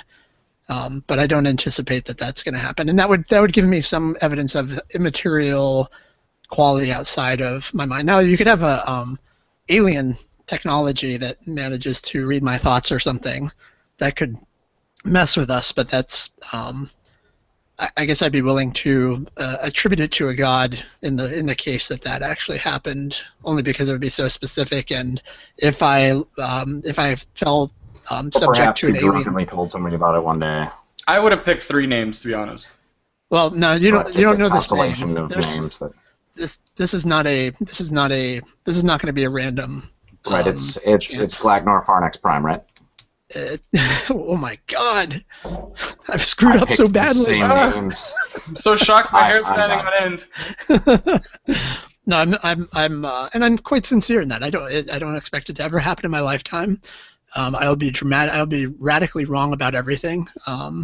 But I'm open to being radically wrong about everything. I just don't have any reason, and it would take something that severe. Like that would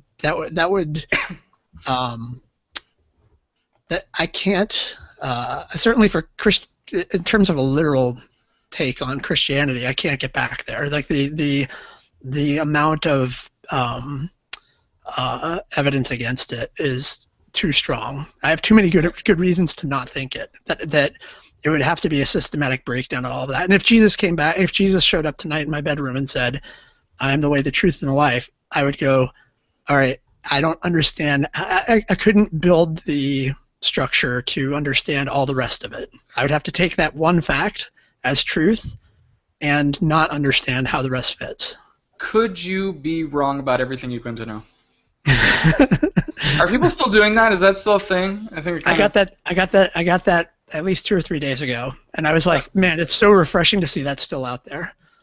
I've had, after my atheism, whatever, life that I live now, there are certain occasions where I'll have experiences that I'll be like, that is psychic, that is, but the one thing that I've learned, and I think it's more important than your particular position, is how to think critically or how to understand why things are happening or how they could happen, so it'll be like, wow, I had this exact conversation with so-and-so and then it happened the day after, or this matched a dream so perfectly. It's like, okay, well, why did this happen? Like my first instinct isn't, oh shit, magic, or oh, psychic, let me go confirm that bias now.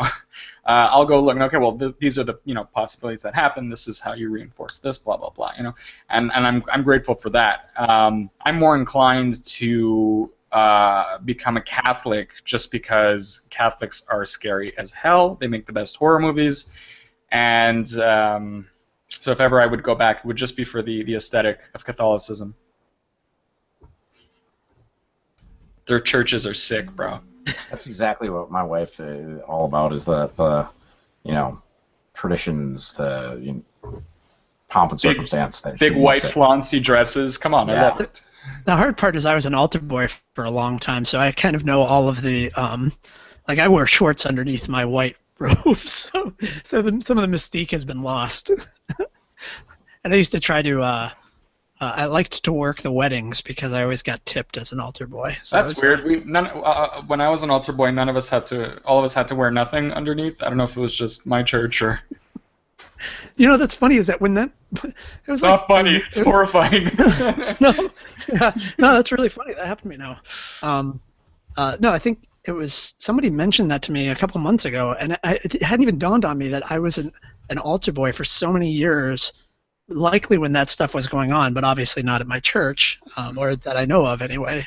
Or maybe I just wasn't their type. Oh, you were an ugly kid. Sorry, bro. As a plump child. That's a. Oh, they like those ones. They can't run. Oh, well, I'm making light out of something that I find abhorrent, but I have to. So you guys wouldn't have gone for Mormonism then? You wouldn't go that route. I don't know. I've always wanted my own planet. Yeah, so many fun religions. I wish I could just forget it and just be like, oh, I'm a Mormon now. Well, I guess that has its benefit too, because you have to allow your husband to have multiple wives. It's a requirement. Yeah. Works for me. At least in the worlds to come, anyway. Yeah. Oh, it doesn't work for me. Fuck. Right. You know, I don't I'm a have man. a problem Like, oh, no. with that as long as the wives are also allowed to have multiple husbands. That's you know, if you look at it, What's the point right? of that? Yeah. You There's a major problem if it's a one-way street. I'm totally okay. You know, that's one I'm much to again my Catholic mother-in-law's chagrin. My promotion of open relationships and polyamory is a fun subject. Now that's an interesting topic for another discussion sometime. Yes, definitely. For me, it's funny too because I'm in a completely strictly monogamous marriage, but I philosophically think it's a superior position. It's less about control. Greg, your eyes are tearing up. Yeah. So, you can't tell me what to do.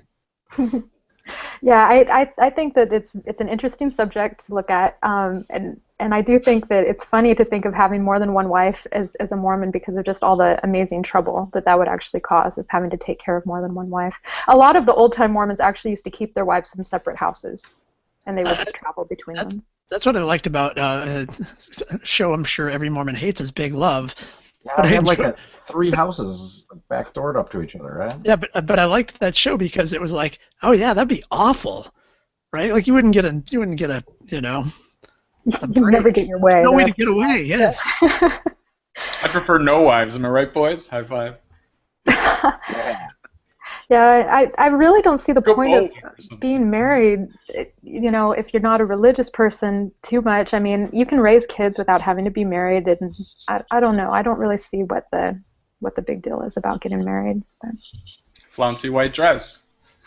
Yes. We've Wedding been over ring. this. Oh, for you? Alex, you can wear that any day of the week. What do you think I'm wearing now? Interestingly, I think it's much easier for it to have marriage be a little less standard when women have many more rights, can get employed, and have adequate wages. Like some of the movement in the societal fronts has opened up that as an option, right? Whereas before you couldn't. Go ahead. I was just going to say, when you look at the history whereas- of marriage, it's crazy. You know, how they were just considered property, you know, and it was something, you know, I mean, back in the biblical times especially, it was like, yeah, the good old days. Yeah. You used to get you know, a couple oxen and a goat. Well, yeah, I guess both kids in that sense were property. It was to join 2 families, right? Yeah, Bringing both assets. Marriage was incredibly uncommon for any non-propertied family as well. Like there was sort of official state-sanctioned marriage. I think it's an interesting thing to look at all the people who are so upset about marriage, you know, as recognized by the state, and it's like, well, most marriage in history that was actually recognized by the state was strictly about property because And a lot of them had lovers on the side. Right. Yeah. And for most of the common folk that didn't own anything, the serfdom, then what possible benefit would there to having the local authorities recognize your marriage be? That there's other. I mean, as long as your community recognized it, so that there was no, shunning or social consequences, then that's all that was required. You didn't need to. You could walk to a neighboring town and just say we're married, and people would go, okay. Like they're, let me see the license. I mean, you could do that now too, for the most part. But now we have jobs and stuff that look for that, and insurance. So back before that, people just died from like tooth infections. Way less. I don't even think you have to look back that far. I mean, if you look back into the mid 20th century, just the way that the role of women and the status, and it really wasn't possible to have people single who there wasn't security for them. Essentially, there were jobs that were paying enough, or you were looked down and shunned on by. You couldn't maybe get a loan or whatever, right? Like so, it's certainly opened up a lot of possibilities with for different configurations that before weren't possible because of other factors that held back those configurations. It seems like even men, especially women, were looked at as being, like suspiciously if they weren't married. What's your deal? What's going on? Why aren't you married? Because it's just a social norm. But it was also a social norm based on a religious construct that was later on adopted by state, and then it became an industry. And yeah, I think Disney tries to sell too much marriage, in my opinion. Which was the company who does the diamond rings? Is it? Oh yeah, De Beers, yeah. Well, originally that was it. Like that was the whole reason people proposed with the ring was because they wanted to sell more rings, and they're like, oh, if you didn't get her a ring to propose marriage, like you're an idiot, and it really worked. Same reason why bacon is paired with eggs. The pork industry had a marketer who pretty much said, all right, let's make sure that people think that eggs belong with bacon. So wedding rings are the bacon of relationships. How long took like body odor and halitosis? The same thing that these were pitches to sell products. Pineapple and pizza. Shut up. It was a way to piss off everybody in the world. Hey, so what's interesting is that a couple of years ago, I work at a fairly open company with a lot of, I would say, 30 to 40% of the people I work with are gay. A lot of them have longtime partners, have families. A lot of them go to church. And a couple of years ago, I went to an art show for one of my friends in West Hollywood, and the message at that art show was, are you a good gay?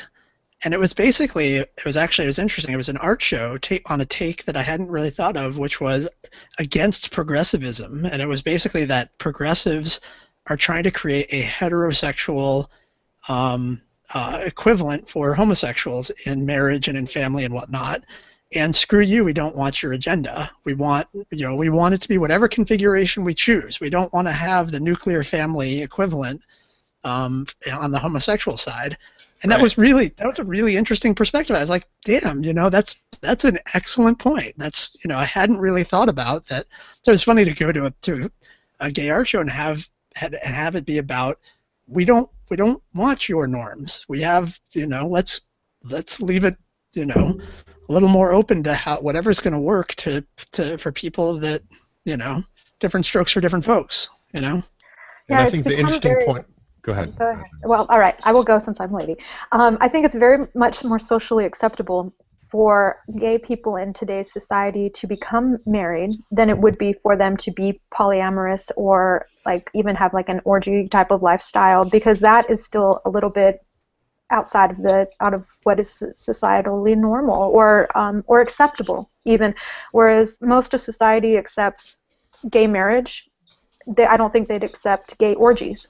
And who are we to say what people should be doing with their sexuality, as long as they're not hurting anybody? It's consensual, in my opinion. The answer is gay orgies. Just you phrase that as a question. So the answer is that's what society should be doing. I'm on board. Pineapple on pizza. Well, buckle up, Buttercup. The sexual pineapple pizza, gay orgy. Okay.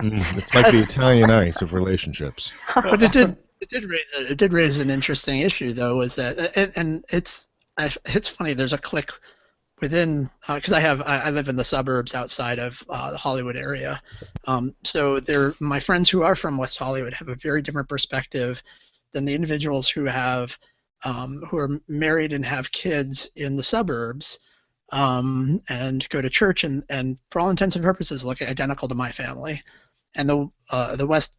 A lot of my West Hollywood friends are like, screw you. We don't, that's good if that works for you, but don't tell me that I need to be a good gay, that I need to kind of simmer down, or I need to like tone down the things that people have issue with. I don't want to deal with that. that's on you. If you are uncomfortable with that and you think that we need to move forward by fitting everybody's idea of what would be a good version of us, I think that's it was enough. I think it was Bob Graves who said that oppressed group struggles are usually their causes are usually what's it called resolved or allocated when the majority says, okay, we're going to fight for your cause as well. So I think in this case it's tricky because whilst I do agree that they shouldn't be doing the nuclear family for gay people, it's kind of like, don't push your luck because people still kill you, so maybe you should ease your way in, which is something that we learn right away, is that you have to ease it in. So pushing your luck and coming in, I don't know, I'm conflicted personally. It's like, what do we do? Like, do we, just come in and say, no, this is what we want to do, whatever, or should we make it easier on the majority by saying, oh, well, they're doing stuff like us, so it's something we can relate to. But that's the opposite of diversity, isn't it? Like, when diversity works within your framework, how diverse is it? Gay couples should look like hetero couples. They should, get married. Oh, they should do things that are. I'm not saying they should do things, but the argument would be they should do things that we're already familiar with. Yeah, that's my point. Introducing. That's the framing. But at the same time, there are whole cohorts of, gay couples that are like, we want marriage. We want the things that every other hetero couple has, and that's completely what I'm hearing Bert say. No, I think what they would say is that's great if that's what I think that's great, and we should fight for that because we want that as an option for anybody who wants it. But a lot of what they were getting was, or I think what a lot of the response was to, don't make me conform to some model of what a gay needs to be in order for you to get that. Like, if people have issue with me going out and hanging out in tight jeans and suspenders with nothing else on, out on a corner in Hollywood talking to my friends, and they have an issue with that and they won't give us gay marriage because of that, screw them. Like, basically, I'm not going to compromise. You're talking about Hollywood. Hollywood is like Disneyland on LSD. No. I'm talking about like the notion of being a good gay, right? Like, that's what they were battling up against. And I actually agree with Alex in that I do think that you want to push for freedom and for openness and for acceptance of those things, and to some degree there's a little bit of playing ball, and I think you run into that right now with the gender issues, where I actually have friends who I'm friends with who had gender assignment. They don't subscribe to the gender assignment that other people would have labeled them with prior, right? So maybe they were born and raised as a boy, and now they're a girl, or vice versa. And that's because they identify with themselves as that. But they get hung up, some of them overly so, on the pronoun use, right? To the point where they actually attribute it to people not accepting them because they're having a hard time getting used to using theirs and them rather than he, she types of pronouns. Uh-huh. And that type of, like, being a stickler about it and not realizing it's going to take people to get to that point, to some degree, like what Alex is saying, it battles the cause a little bit. It makes it such that then people are like, well, screw you, I don't, it's a little, actually the same thing happened today with the atheist thing. I was just going to bring that comparison up. Somebody posted an article about they're suing to get "In God We Trust" off the dollar bill, and it's like, stop doing this prickish, low stuff. Like, this is what stigmatizes the label. Let that happen naturally. Let people make that progression, and then eventually it'll fall off the dollar bill. That's exactly the point that I was going to make, right? Petty as fuck. Yeah, it's totally petty, and it's like trying to be an active, and that's why I think atheist activism is horseshit, because in my opinion, in general, the people that consider themselves atheist activists are trying to form catastrophic change, not realizing that generationally, if we just accept that it's going to move like a glacier, it's going to happen, and I'm optimistic that it's going to happen, and I'm happy because I accept the glacier-like change to watch it move slowly. I don't need it to happen catastrophically. I don't need to petition to get "In God We Trust" off of money. It I hurts think, more though, than it helps. there's a perspective involved with that where you're coming at it from somebody who is not really damaged by religion. You know, as And I admit, I was gonna ask, is this mindset that you have specifically for atheist causes? Do you think atheism, let's say, is not a minority-worthy? Put it with another, group, just in general activism. roughly as deserving of current modern day recognition as the gays. well, as gay, trans, atheism, Yeah, that's what I'm alluding to. like any minority that exists, the globalization of America, of the world, right? Globalization of America doesn't make any fucking sense. The globalization that's happening, the information that is being transferred because of platforms like what's happening right now, Google Plus, Google Hangouts, the Intertubes, the Google Sphere, all of that horseshit. The generation of millennials that are growing up and the generations before them, or after them, I should say, after in history, they're going to have a completely different understanding of what it's like to treat people that we consider minorities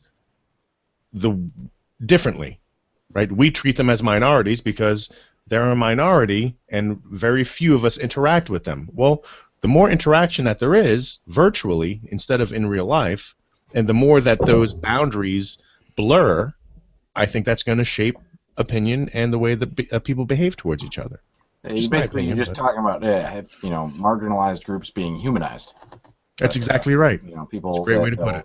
Put a real face on them, so it's real or much harder to say that these people aren't deserving of rights than it is to say that Steve isn't deserving of rights. That's exactly, and I think South Park has its fucking finger on the pulse of that, because this past season of South Park has been all about social justice warriors with PC Principal being like, Caitlyn Jenner's the most beautiful and strong and brave person ever to exist. Literally beating people up for not thinking that. I think that they fucking hit it perfectly. Yeah. To some degree, it's letting, if you're persuaded of the position, letting the position be persuasive to people and have it change them, rather than it's to some degree it's having tolerance for those who are intolerant, right? Or it's that's a little weird, but the point is that you wait a second. What do you mean by that? I think people need to transition, right? Like you need to give room for people to move. Just taking these petty stances on things is I think counterproductive. For social issues, but like Fabio's whole point about like fascists, like the kind of people that wouldn't give you the freedom of speech to talk, why the fuck would you be tolerant of their intolerance? You should be intolerant of their intolerance. Well, there's also maybe the social issues. If you if you take a strong stance, if you do we're going to sue to stop the In God We Trust, it's probably not going to work, right? It's probably not going to be a successful lawsuit. But there's sort of two sides of it. Is that you can say, well, it's not harmful enough to really warrant it. This is not like the civil rights issue where we're trying to break down apartheid or anything. But there's also just the suing somebody is a great way to get make the issue more visual, to make people question, wait, that is kind of weird. What the hell is that on there or doing on there? Like I'd That's never true, really but isn't there one dude that has laid like several lawsuits? And I don't know if the current one is the same person. Yeah, he's actually a Jehovah's Witness though. The one that did most of them. Yeah, because no, I'm sorry, he's the pledge one. The pledge guy is Jehovah's the Pledge Witness. of Allegiance guy. But the In God We Trust on the money, that's been brought to the court several times by like the same person. Yeah, going through different avenues and trying different approaches. The reason, though, is it's never actually really been tried at the Supreme Court. They dismiss it based on Doesn't standing. make it there. They say that it's the equivalent of getting Obama, impeached because he's not a real citizen. Birth certificate kind of fucking. Well, no, it's more it's dismissed on standing most of the time, to say that you haven't demonstrated that this has caused you real harm. Yeah, it seems like it's more on the gay marriage front than it is on the Obama birther thing, right? And I'm backing up a little bit from my position or what I said anyway. I don't think I really articulated my position well, but if you look at something like gay marriage, I think that the movement in the court this last summer to legalize it maybe was a little ahead of a lot of people's position, but I think it's a good thing. So I think it has maybe it's that we have to pick the right battles, and the name off of or the nativity scene stuff just makes us look like asses, right? What about the proposed, or I don't know if it happened in New York, the legislation in New York that you can be fined up to $250,000 if you do not, or you intentionally misgender someone using the incorrect pronouns, or you fail to provide gender-neutral bathrooms, I believe. This came up recently. I have the article somewhere. But earlier this year, you could be fined for deliberately, calling Caitlyn Bruce, Yeah, no, I don't like that. It might be a valid thing to say that particular people can be fined for it, but not just general public can. To say that police officers can be fined for this. I think it's for harassment or assault. I believe it's for people who, I think it's for employers or people who own apartment buildings or stuff like that. Like there are specific stipulations. I don't think it's for the general public. Yeah, I think that would basically just fall under a harassment law. I mean, new policy: landlords, employers, and businesses can face civil penalties up to. Christ. So yeah, it's not.